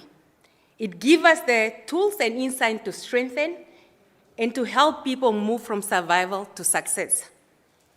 The new policy framework marks a fresh start. Instead of treating the informal sector as a problem, it focuses on support, inclusion, and opportunities. It highlights the need to improve working conditions, recognize the value of informal work, help small businesses grow, and make it easier for people to transition into formal businesses. Two things stand out: the creation of a special division within the Ministry of Industrialization, Mines and Energy, and a new informal economy agency to coordinate and support efforts across the country. But to truly make change happen, we must fix the basics: better access to credit, affordable water and electricity, reliable infrastructures, and fair taxes. We need to make it easier for people to register and run their businesses, and to embrace digital tools that can help them grow. If we can do that, we'll transform the informal economy from something people rely on just to survive into something they can use to build a better future. And we are very, very grateful to the Namibian government, to developmental partners, to the Bank of Namibia for really taking the plight of the informal economy seriously. And we are on board to be your partners, and we'll drive this cause till the end. Thank you so much.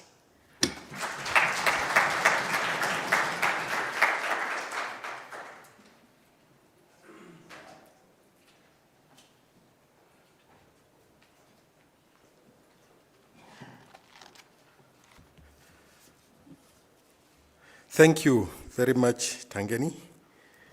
Nothing for us without us.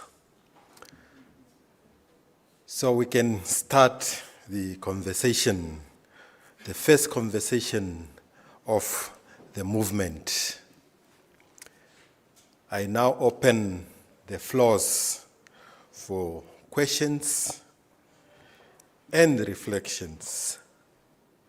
The floor is open. We have 2 mics.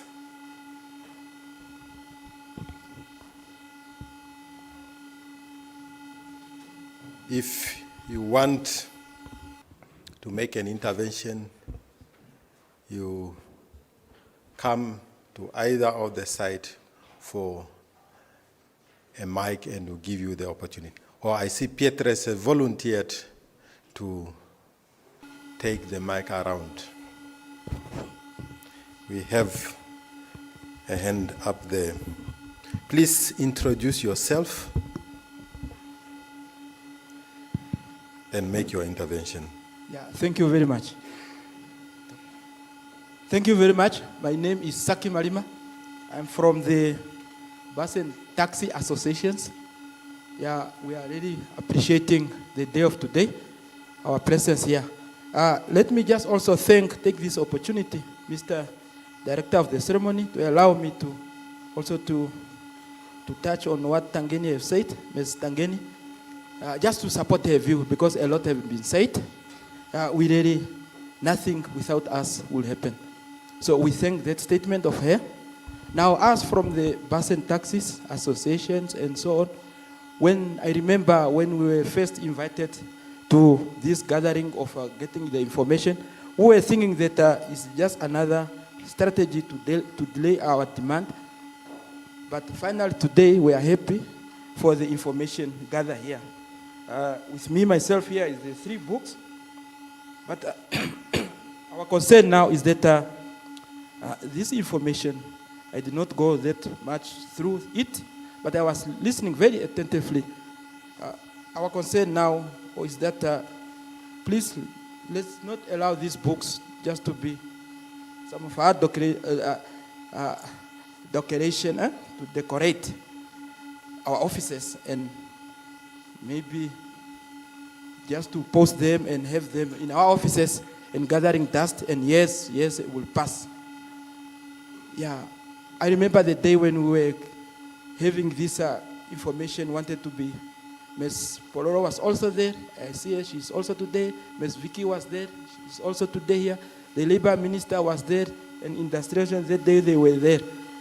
So that their presence that day make it us to take it seriously. We are finally being recognized in the informal sector. Also their presence make us to feel more important that finally government is coming with a good intervention to assist us the challenges, especially with the municipalities. I don't know if there's anyone from the municipality here, but as Mr. Chiviko was explaining, I see municipalities that were contacted or were also included in the survey, which is a good thing. Yeah, I also now would like also not only to be invited also, but also to be included in some of the division they are creating within the Ministry of Trade, so that we can be part of the progress all the time, and not only to wait what is coming out, and at the end of the day, we may lack the information at hand. Thank you very much. I don't want to take much of the time. We are supporting, we from the taxi and bus, we are supporting the initiative. Thank you very much. Thank you for that intervention. We have another hand up there. The message is, let these reports not be for decoration and collect dust in our offices. And this message is not directed to anyone specific, it is directed to all of us. The Ministry of Industrialization, Mines and Energy, again, further support for the recommendation to create a division on the informal economy. Yes, I saw a hand on this side. Yes, please go ahead. Good morning. My name is Priscilla Mokokovi. I'm from the New Era newspaper. My question is, small businesses in the informal economy are not yet taxed. Are there plans to start taxing them? If yes, what tax rate or percentage are you looking at? Are there any plans to include informal sector in social security benefits? And if yes, how will government pay for it? Thank you. Thank you. Those are specific questions. I will allow another intervention, and Dr. will touch on some of these questions. Good day. My name is Vitalio Angula. I am a freelance journalist. Mine is more of an intervention, and I haven't gone through the booklet yet, but I would have wanted, because in the presentation they focused on, I think, food and accommodation, and then the other one was, I think, fishing. If somebody can help me? Fishing, farming, and okay. And what? Yeah, and agriculture. I would have wanted, because I think one of the informal sectors which is very easy to formalize, I think, is providers of mechanical services. We have a lot in Namibia, people call them bush mechanics, but I just call them mechanics. They're very good at their work, but they all work with this survivalist entrepreneurship mindset. So one of their shortcomings is that everybody has a sour story to tell about a mechanic. But mechanics are skilled labor who operate in an informal setting. However, they get stuck in that informal setting. Now, there was something that was mentioned about the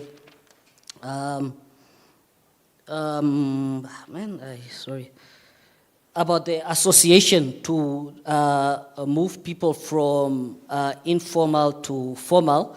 However, I just feel like there must be a destigmatization of informal work because work is work. I was giving an example of even people who fix tires.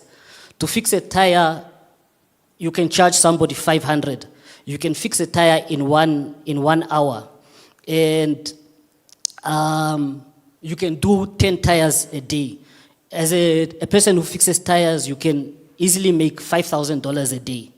Working on weekends, you can easily make an income of $70,000, which is maybe the salary of an executive. But people who work as tire fixers, they'll say, hey, I don't have a job, I'm just doing this to survive. So that destigmatization of informal work and bringing them into the formal work, I think is something which is important.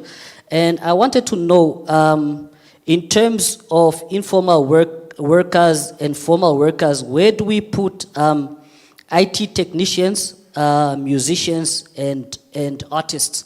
I think tomorrow the Bank of Namibia will be having a creative industries something, and I think that is one of the sectors that needs to be formalized, which should be formalized. However, they are still working at the periphery. And then in terms of this study, I also wanted to ask, has there been also a focus on construction workers, electricians, and plumbers? Because most of them work like independent contractors, but they are service providers who are very important. But how do we help them to formalize? And also, can we look at maybe tax holidays, tax cuts, so that when they formalize, we don't start milking them, but we help them to establish their businesses. Those are the interventions that I would like to have. I don't know whether they are Yes, they are clear. included in the. Okay, thank you very much. Thank you very much. I'll give the opportunity to Mrs. Yatoivo, and then I'll let opportunity for some reaction to the comments and questions raised so far. Can we get the mic? It's okay? I'll sit down. And thank you. First of all, I want to congratulate the government, the bank, and the authors of the report. I think it's enormously valuable. And I'm sure that Mr. Shavikwa will remember how more than a decade ago, when he was working for Social Security was asked to produce the report that we see today. So many things have happened, but it's a step forward. Trying to limit my comments and questions. There are many. The report requires study and further comments and questions after an opportunity to study it. But I want to say, yes, even when the validation workshop took place here, I, for one, and others made it known that there must be law reform even in the labor laws and the Social Security Act, the drafts that exist now contemplate covering the informal economy. The Labor Act is cast in a mold of a very traditional industrial employer-employee relationship, and it must be opened and broadened to cover informal workers and enterprises and to protect people. Now, in this report, some of the comments about formalization, formalization in some cases means that employers simply are not complying with the law. You know, if the laws as they exist now would require employers to apply the Labor Act to their employees. To the extent that they do not, they're violating the law. And I want to say that when the reasons were given why, you know, what are the drivers of informality and so forth, with respect to the formal sector, one of the drivers is simply greed. It hasn't been mentioned, but it's cheaper to not pay minimum wages and other benefits that are minimum benefits required by law. Now, I have one further observation and two questions. Vita Angula touched on part of it just now when he was talking about creative workers and IT technicians. There's so many others. Now, in the world today, if someone wants to hire me to do something, we can do it all by internet. I won't even be known as somebody who is performing a service, and I will get no social protection whatsoever. The laws simply do not apply to me. And in a certain way, this is being promoted as the modern way to do business. You can be a content creator, you can be this, you can be that, and you'll make money. But all of these exciting developments are totally, the law is not paying attention to them as far as protecting people. And in the long term, these people need protection for their health, they need protection when they retire, etc. So it's something that I think we have to look at. Now, I have two questions. One to Dr. Humavindu.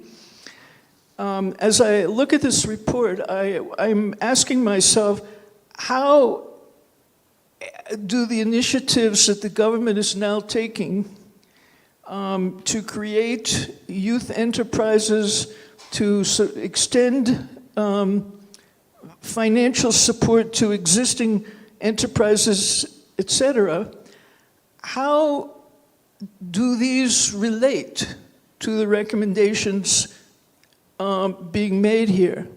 I say that because I even was present at one interaction with youth who wanted to be a part of the government's entrepreneurship, youth empowerment program. They were basically saying, we shouldn't have to comply with the laws, you know, we're just startups. And our response to them was, why are you coming up with business models that ignore the well-being of the people that you want to employ? Those are no longer acceptable. And I want to know what is the ministry doing, or what stance has the ministry taken? Secondly, I'd like to ask Kapara, can you give us some experiences of other countries with informal economy agencies? What do they do, and how have they been successful? Thank you very much. We will now allow some reactions. Dr. Humavindu, issue of, we first start with Mr. Shivikwa. Thank you very much, Mr. Naimwaka. I take note of Mr. Malima's comment, and thank you for the support and also your comment that the reports should not collect dust in offices. Now, there is a question from the reporter of New Era, especially with regard to the plans to include Social Security Commission. I think I've already made a presentation stating that there is a need for legal framework covering the labor law and Social Security Commission and other laws of the country as well to take on board the informal economy, which are not, you see, I think Vicky Atoibo just mentioned now that, for instance, the Labor Law Act looked at a more industrial relations of formal approach.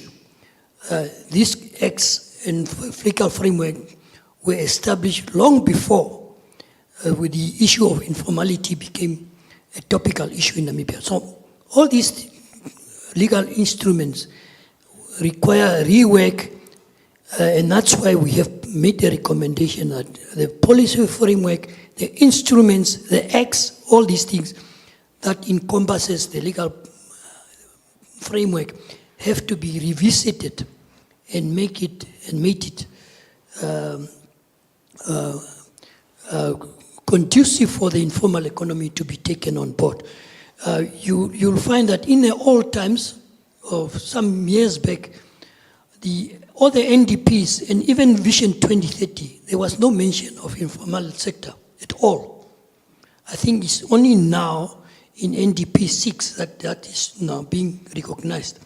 So all these things were not there. Even in the Namibian Constitution, all these legal instruments did not have this. So there is an effort and a drive to try to accommodate this, even whether it is with PIPA, whether it is a social security, all this, we said, let's revisit this. Let me go to Mr. Angula's issue about the sector selection process. He talked about the providers of mechanical services and so forth, artists and so forth, construction workers. Now, if you have this report written, sectoral analysis report, on page 2, it gives you a framework that we have followed to select the sectors. The criteria, the definition, the indicator. So we could not do all the sector 2 based on the comparison that we undertaken and the framework that we. So I'm very sorry to say that unfortunately we could not accommodate or take on board the artists and construction workers due to the criteria we have used for selecting the 2 sectors. It's on page 2 or on page 3 of the sector analysis report. Okay, now coming back to the comments by Mrs. Vicky Atoibo, I appreciate that you mentioned that it's a step forward. In fact, this is a journey started many years back when I started doing the first sector analysis report. It was around 2012. So which culminated in many studies. I've done many things in this area. So now, and she spoke about how does the GRN initiative relate to recommendation, which I think Mr. Mavindu will respond to. Now, I want to respond to the issue of the experience with the informal agencies over the world. And I want to refer you to the policy framework and roadmap document. Starting on page 44, we put there the governance structure for implementation. We make a comparison of nature of executing body, a division within the ministry versus an agency. We made a comparison of that, and with regard to the institutional placement, we have also covered that. We covered the resources demanded for establishing an agency. And then on page 47, we come to the issue of international comparison. We stated there, our research has established that there is not a single universal informal economy agency that exists, but in some countries and regions, specifically, and then specialized agencies, departments, or units have been established to address issues of informal work and help transition workers or businesses into formal sector. Responsibility is often shared between ministries, local governments, specialized units, boards, and task force. So there is no single experience. It depends on the country context and country challenges and the way the government is set up. As we already mentioned, there is no single ministry at this point in time responsible for informal economy, or even a government department. So I think what I said now should serve us. But you can read further in the report. Thank you so much. Thank you, Mr. Chifikwa. As the mic is getting to Dr. Umavindu, just to indicate that in terms of the sectoral report, those sectors that are covered are not the only sectors that will be focused on in terms of this movement. The movement is much broader, and all the other sectors should be able to be covered, and what we want for the covered sectors will also include the other sectors. Thank you. Doctor, please. Thank you very much for all the questions and comments, and also for the attendance. Let me just start with the taxi and bus organization. The issue raised there is very important, but it's also accommodated for in the policy that was approved last year, which basically advocated for an advisory council that will be appointed by the then minister, comprising of various sectors representatives to support and advise on the growth of the sector. So that advisory council is a superstructure that is beyond the informal economy agency or division that is being mentioned here. So it's more of a policy organ that supports the minister. And hopefully that will then become a reality as soon as the policy dimensions get operationalized. Then the second issue was around the taxation. And I think here we must be very clear. When you're in the informal economy and you are not registered, say with BIPA, then basically you are not yet in the tax regime.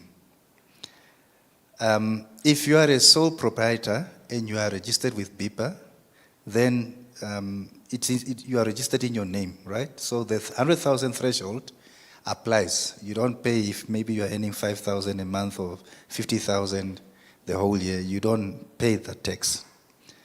Now, if you are a registered SME, then the amendments that are being looked at are now, as was announced in the national budget, are looking at reducing the SME or MSME tax rate to 20%. That means that it is also tied to the national MSME policy of 2016 that had that turnover of up to 10 million. So if you are a registered MSME and the amendments that are advocated for are approved, that means that you will not pay 28%, you will now pay 20%. The informal economy, thus, is not yet considered within this formalized framework, and that is where we are saying we need to find ways of how we can further support it. Now, there is the hard formalization approach that thinks that you need to be registered at BIPA in order maybe to be able to be given productivity improvement support, or have access to, say, space for you to be able to trade in a much more peaceful manner. The NISET policy basically advocated what we call indirect formalization. The first thing that must happen is that you must be traceable. And that is where the associations that you find within the informal economy becomes important. Your NISO, the ones of the domestic workers, like that the speaker is a Secretary General there too. And those helps you to become traceable so that government and the other development partners can start looking at ways of how to support you in order for you to be able to become more productive, to escape the low income cycles, and then be able to have access to other support programs that can then make you determine as to whether you want now to fully scale up and get formalized, or you remain within that setting, but then you are also able then to become a little bit more sustainable. And that is the approach that many African countries are also advocating for, is what we call indirect formalization. Remember also, as we always say, the informal economy agents have a serious interaction and a lot of interaction with the formal sector. So they are also exposed to tax instruments such as VAT. So it's not like it's a sector that is completely escaping the tax laws. They do pay tax, especially through VAT and the others. Maybe it's the issue of formalization, but as I said, you need to ensure that you provide a supportive environment first for that entity to be able to decide as to how do I then transition myself if I now want to, for example, have much more access to public procurement tenders, for example. And that is now where really the hard constraints of certain requirements comes into play. So, but you don't develop a sector that already shows you that it creating so many jobs, it contributing to so many economic dynamism by perhaps a hard arm approach. You need to incubate it. You need to find ways how you can ensure that you bring some comfortability and an approach that allows them to grow and transition in a manner that makes them also appreciate why the transition is important. The other issue that was pertaining to the National Youth Development Fund. The National Youth Development Fund, when it was introduced, and also in the brochures that are available, is very clear in terms of the support is pervasive across all sectors, both formal and informal sector. And that is why we have three windows. We have the first window that directly deals with the development finance institutions, where, you know, if you are formalized, you are most likely to go through the Development Bank or Agri-Bank or Environmental Investment Fund, and hopefully later NAMPOST when they are ready to join.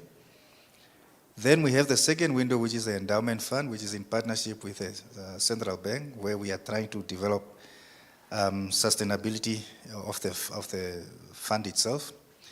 There is a critical third window, which is 15% of all our allocations, which is what we call the ecosystem market builder. That's really where we also partner with, especially government support programs, such as the ones that are at the Ministry of Gender, Ministry of Youth, that deals a lot with support grants for the informal sector or the youth that wants to start up an informal IT company. So everyone is basically covered in an effort to ensure that we support them as per the settings of where they are. The informal economy needs a lot of support in terms of scaling up, in terms of productivity gains, in terms of a decent work agenda. So your approach there will be a little bit different from pure loans that you provide, say, through DFIs. I hope that clarified the issue. Thank you. Thank you very much. Yes, Mr. Wambuda. So no, thank you very much. I think just really to give an assurance to the attendees here that the objective of this diagnostic informality study is not really to create some kind of a punitive measures of trying to bring those who are in formality into formality by way of forcing them. It is a transition that will be done gradually. And that transitioning, I think as the ED have just mentioned, is not to put a stick and say that move. It is a transition that is going to be done gradually by having a carrot. We have clearly seen the contribution of this sector to the national economy. About 58% of jobs are created within that sector. Clearly, that shows that it is not a sector that you can ignore. Secondly, it has been well established that about 25% of the gross domestic product of the country come as a result of the informal sector. So again, that really recognizes that these informal activities are contributing meaningfully to the economy. So, but there are bottlenecks. While they are contributing at that level, there are bottlenecks. So the effort now of the authority is to try to address and remove those bottlenecks. The bottlenecks of not having access to essential services, the bottlenecks of not having access to finance, the bottlenecks of not having access to reliable market. I can tell you, once you address those bottlenecks, people are entrepreneurial. They will decide for themselves that I need to be traceable. And for me to be traceable, it will enable the authority to better coordinate our services and to better create a good market for us. The reason why businesses fail is because of not having a reliable market. You have got a product, you have got your produce, but you don't have a reliable market. Now, once you create that traceability, market access will be improved. Once you have got better access to market, finance as well, you will have better access to finance. So that is really the package. So people should not see more that if I getting into formality, then taxes will come. In fact, tax is good because you don't pay tax when you don't make income. You don't pay tax when you don't make profit. Tax is being paid after you have really done well. And it is the responsibility of the government for people to flourish. And as they are thriving and flourishing, citizens will take full accountability to pay what belongs to Caesar and what belongs to government. So that is essentially, it should really be something good. It should be something that we need to embrace. There is no any other way. Thank you. Thank you. I have got two hands. I'm going to give the last round. See, the conversation is getting very interesting. Let's give, we'll get back to you. Yes. Yeah, thank you very much. I'm Mr. Gandenge from the Namibia Informal Sector Organization. I think, I think the study was conducted, and we contributed a lot to this study. And we very highly appreciate the work which is done by the various institutions supporting the informal economy. But partly, I have to highlight some of the parts which we need, because our needs, when you talk about the informal economy, I think we are now sitting in 35 years after independence, and we don't have a policy in place, meaning that there is no recognition to the informal economy, which is a challenge. And at least, last year or year before last year, through the Ministry of Industrialization, of course, we have a policy which is they are coming up with the new policy. Of course, we are coming to these activities, as we see, now we conducted a diagnostic study, but we are coming to these activities with different objectives. The one objective, some people might say, no, we are finished because we put a diagnostic study. But from our side, we think that is a start of work immediate start of work where we have to work in order to service these people. And partly, there is some things which we also, while dealing with the informal economy, also maybe without a law, looking into the law, which we can do informally. And this is, I think, the current situation which we are facing on harassment, impoundment of goods, by even the various municipalities, but more especially in the city of Windhoek. It is taking place even now. This year, I mean, even last month or this month, it has been taking place in front of the government park, in front of the Ministry of Industrial Research and everywhere. These people are detained and fined and get levies and goods are taken. So what we are saying, as we go out from here, back to our ministry, so wherever we are going, we please, ask for assistance where we say, well, we need land to operate on. And this land is owned by the Ministry of Urban and Rural Development. This land, again, is owned by the municipalities or being administrated by the municipalities. What we are saying here is that, while we are doing all these things, because currently also we are working with the city of Windhoek, reviewing the bylaws, what we are asking from government side, can we put a moratorium, informally, a moratorium on this harassment? Now, it looks like Namibia is a police state, because, only they send just only the city police or whatever. And these people will tell you, you are illegal, and then you are detained, your things are taken. So we want to see partly that, some of this action must take place immediately, even after these meetings, because it harms the whole environment of entrepreneurship. We are talking about Social Security Commission, we are talking about these various. We are working towards that. I'm coming from Erongo region now. We have been recruiting, we have been doing people, we have been transforming people, fruit and veggies, and all these others. The problem is that, these people are saying, how can we pay the Social Security while our goods are being taken? How can we pay whatever you want us? We can pay anything you are saying. But the problem is that, the current harassment is too much. So we appeal to our government to please help us and put a moratorium on those harassment and evictions and whatever. The last part from my side is that, we were, before independence, we were having journalists such as Gwen Lister, Smith, and all the others. These people have been advocating for something. Independence, they have been, you could see that even government have been detaining the South African government. I don't see the newspapers, or our newspaper, or our media, advocating for the informal economy. I don't see them, they are just, there, somewhere there. They don't write the issues of informal economy. I thank you. Thank you, Mr. Kandenge. Yes, I'm trying to establish how many. Yes, we have one hand there, one here, and there, and one, the last one is at the back. And then the conversation will be able to continue in the foyer. Okay, thank you for this opportunity. My name is Saki Angala.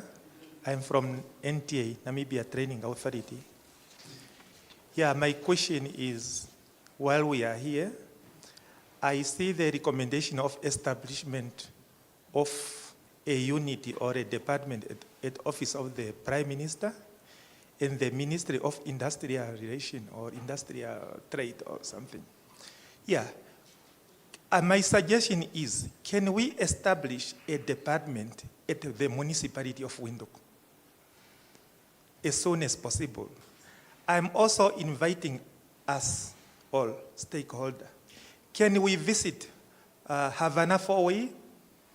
Can we visit Okujongava Stop and Shop, especially at the end of the month or anytime, early in the morning there? That's where you see a municipality, let's say city police. They come there and they do whatever they want. That's why I say, can we engage them, establish a department as soon as possible? Can we visit those places as soon as possible? You just take, you can get into a cab or just watch. That's all. Thank you. Thank you. Yes, a lady here, and then the gentleman over there, and then the last one at the back. All right, good afternoon, or is it good morning, everybody? My questions, I'm Herta Ikanja with One Africa Television. My questions, actually, I have two of them directed to both, that is the Deputy Governor as well as Mr. Humavindu. The Bank of Namibia as well as that is the Ministry of Finance have actually repeatedly acknowledged the informal sector as vital for job creation and also economic resilience. However, many street vendors still face harassment and confiscation of their goods by local authorities. How does the bank intend, or the Ministry of Finance intend to ensure that the national policies supporting the informal economy actually translate into tangible protection and also empowerment for these traders on the ground? Another question is, from your perspective, do current municipal bylaws and enforcement practices, such as those of the city of Windhoek, align with the country's broader national goals of economic inclusivity, poverty reduction, and also job creation, or do they risk undermining these objectives? Also, the very, very last question is, how can Namibia actually strike a balance between maintaining urban order through regulation and also ensuring that informal traders' rights are actually, the informal traders' right to earn a livelihood is respected, especially when enforcement practices often harm their very driving grassroots of, that is, economic activity? Thank you very much. The gentleman there next to the pillar, and then the last one at the back. The gentleman in white. Yes, thank you. Hello, my name is Stephen Aloni with the Commerce and Industry Review magazine. I think the discussion on this study is that how do we move the informal sector to be a formal sector? Now, there are arguments by other sections of society that the informal sectors should not be formalized. They should be left, because that is a sandbox. That's where you grow your skills. You try your skills. And then naturally, any business person at that point will want to grow at some point. What are the drivers of informal settlement? The drivers, I think part of them, part of the drivers to informal business is the high unemployment. What is the problem with the high unemployment? Because there's a low employment base. Namibia has got an employment base of about 15,000 employers only, for a population of about 3.2 million, for a working age or working capable working group of about 1 million people. 15,000. Now, why are we failing to grow these 15,000 employees? It's because we have failed in the formal sector. We had a development bank that was created to help develop more employers in the country. But the development bank, as we know now, it has become a bank of the developed. And we have we have an agri-bank, which is supposed to promote the agriculture sector. It has become a bank for part-time farmers. Now, I think the government should go back and concentrate on these people who are already in the formal sector, who need the help of the banks, the financial sector. They need the funding to grow their businesses. Naturally, the money will then flow from these middle people to the informal sector. The informal sectors will grow naturally, so that we don't start going there. I think now it looks like we have failed in the middle class. Now we are going down for the small guys. Let's formalize them, and eventually taxes will start coming in there. Thank you. Thank you very much. We'll have the last intervention. There was a hand at the back, right at the back. And then I'll allow Mr. Shivikwa and the DG and the ED to respond. Okay. Good morning. Thank you very much. My name is Matthew Stefanes from Namibia. My name is Matthew Stefanes from Namibia Informal Traders and Shipping Workers Union. Mainly just a concern when it's come to the involvement of the sectors that are registered directly in Namibia to be, that are there in particular to represent the people in that sector, but mostly only selected institutions that was participating when it's come to the issue of the informal. Which reads, when I look at some of the statistics, the feasibility study that's always carried, it's shown, from my own understanding, is internet database research rather than on the field research. That's most what we noticed, because in the similarity, one of the posing a question on the issue of Namibia Statistic Agency is similar to what been happening in the informal, whereby they had to conduct a risk during the census, but they never get information regarding the number of graduates that we have from the Ministry of our institution, and which read the database to be inaccurate. Because when you look what they carried is not what reflecting from the Ministry of Higher Education. I so submit. Thank you very much. I will now allow Mr. Chivikwa for your reactions to those interventions.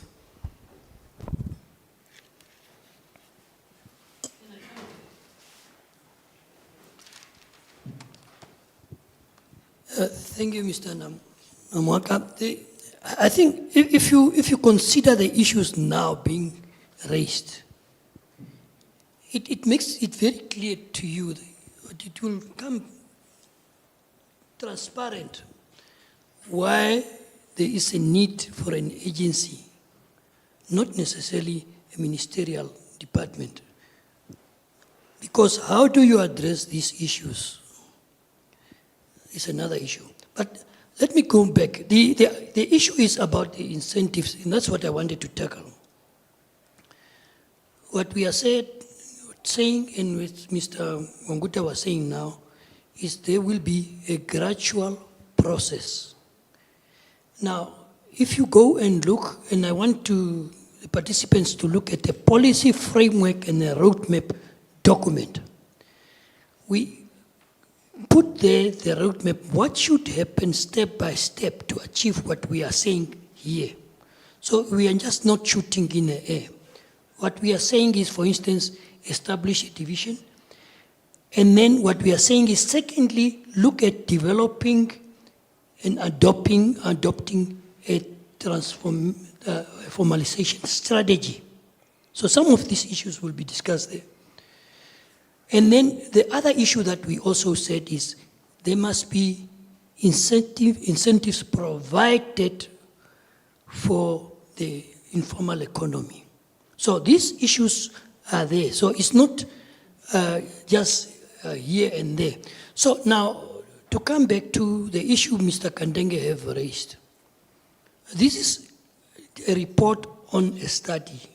It's very difficult at this point in time for Bank of Namibia or the ministry to go and intervene, because there is no agency at this point in time looking at after these recommendations of the report to go and undertake and instruct the city of Windhoek, for instance, not to impound the items of the informal operators. But what we are saying is, and what we have said in the report is, the bylaws, the policies, the acts, they must all be revised to conform and to address the issue of informality in Namibia. So at that level, it's a high level, it is not a practical level. So practicality will come once we have established the agency, where we recommended that the organizations like NISO will participate and have representation on the board, for instance, to undertake actual work on the ground. Now, the other issue is, I already said that the implementation of the roadmap is there. So incentives, policy, and all these things are there. So I'm at the risk of repeating myself. So all these issues, they are all in the report. You can go to page 43 of the report on policy framework and the roadmap. Thank you very much, Mr. Namaga. Thank you very much. Can we have the mic to the ED and the DG, after which we will close the formal part. Thank you. I shall be very short, but perhaps I want to start it with a participant who said that government basically wants to bring the informal economy into the taxation zone. And if I may, let me just read the specific objectives of the NISET policy. It says, to promote formalization, mainly through associations and cooperatives. That's being traceable. It's not linked to anything else. Then secondly, to serve as a basis for the bylaw that could regulate, promote, and develop the NISET sectors in Namibia.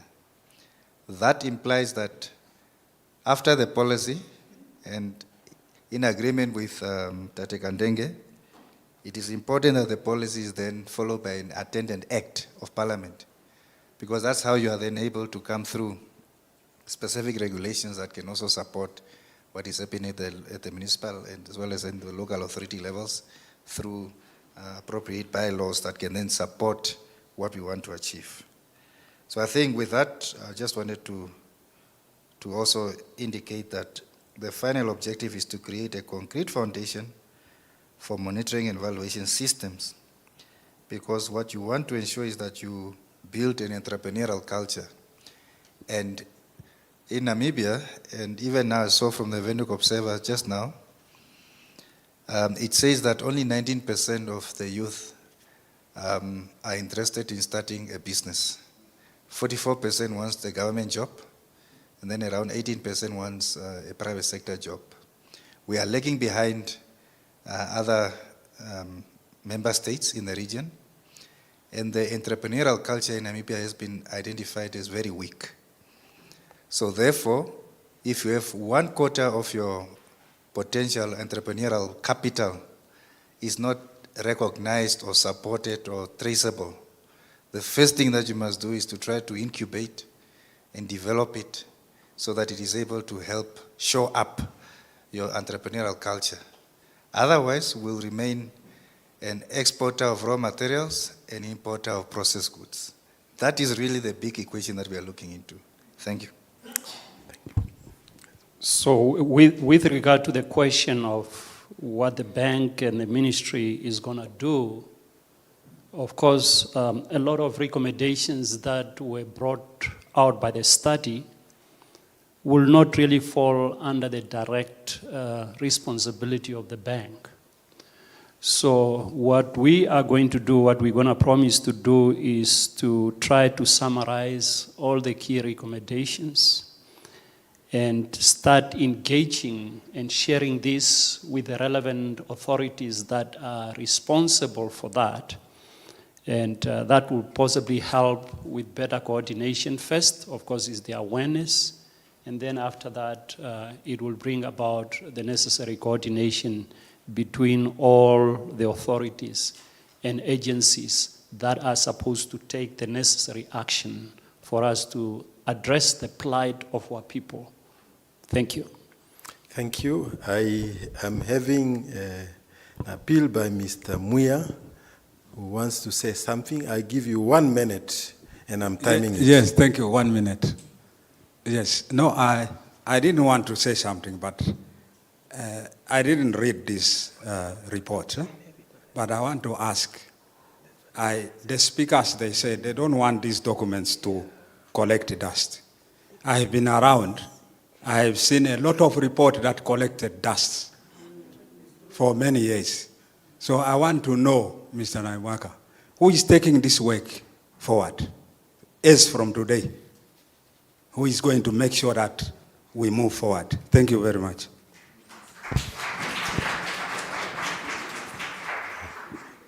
Thank you very much. The National Working Group, as we said, this is not the end. This is the beginning, the National Working Group, to which the bank is playing the secretarial role. As the Deputy Governor has indicated, we will summarize the key recommendation and engage with the relevant stakeholders to which these recommendations are speaking to. So that, to give that assurance, the National Working Group is not dissolved today. It will continue and take up all the recommendations that are made in the reports. With that, we have come to the end of our session here. I'd like to take this opportunity to thank each and every one for your time, for your contributions, and for your patience, and for really taking time to be with us here. We see that this is a relevant topic based on the interventions, the questions, the engagements, and as was said by the speakers, the movement starts today. Evidence to action, the report provides us with evidence on which to start with this movement. It is our compass. Informality is not a marginal phenomenon.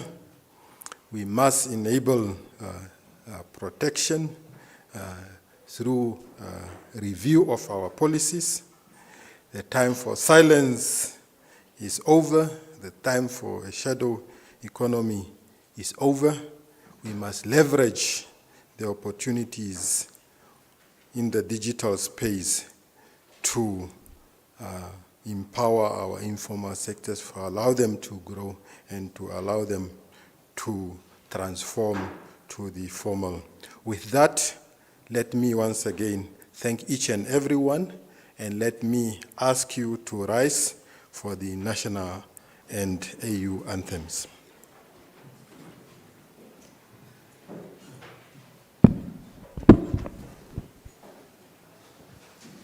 Let us all unite and celebrate together the victories won for our liberation.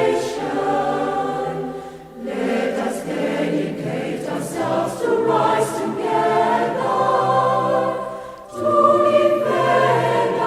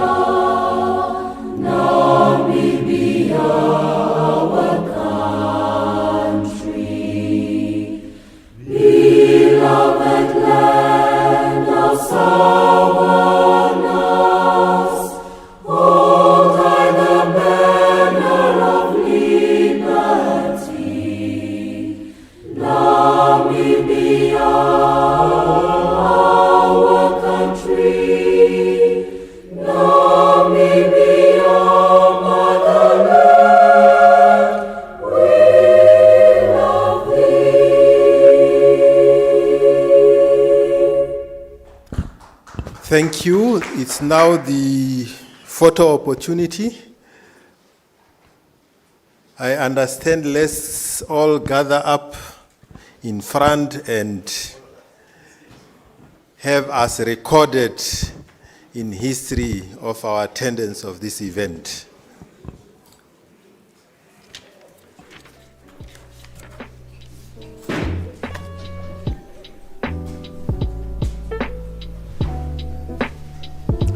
After the group photo, then we can have some snacks in the foyer and interact and network. Thank you.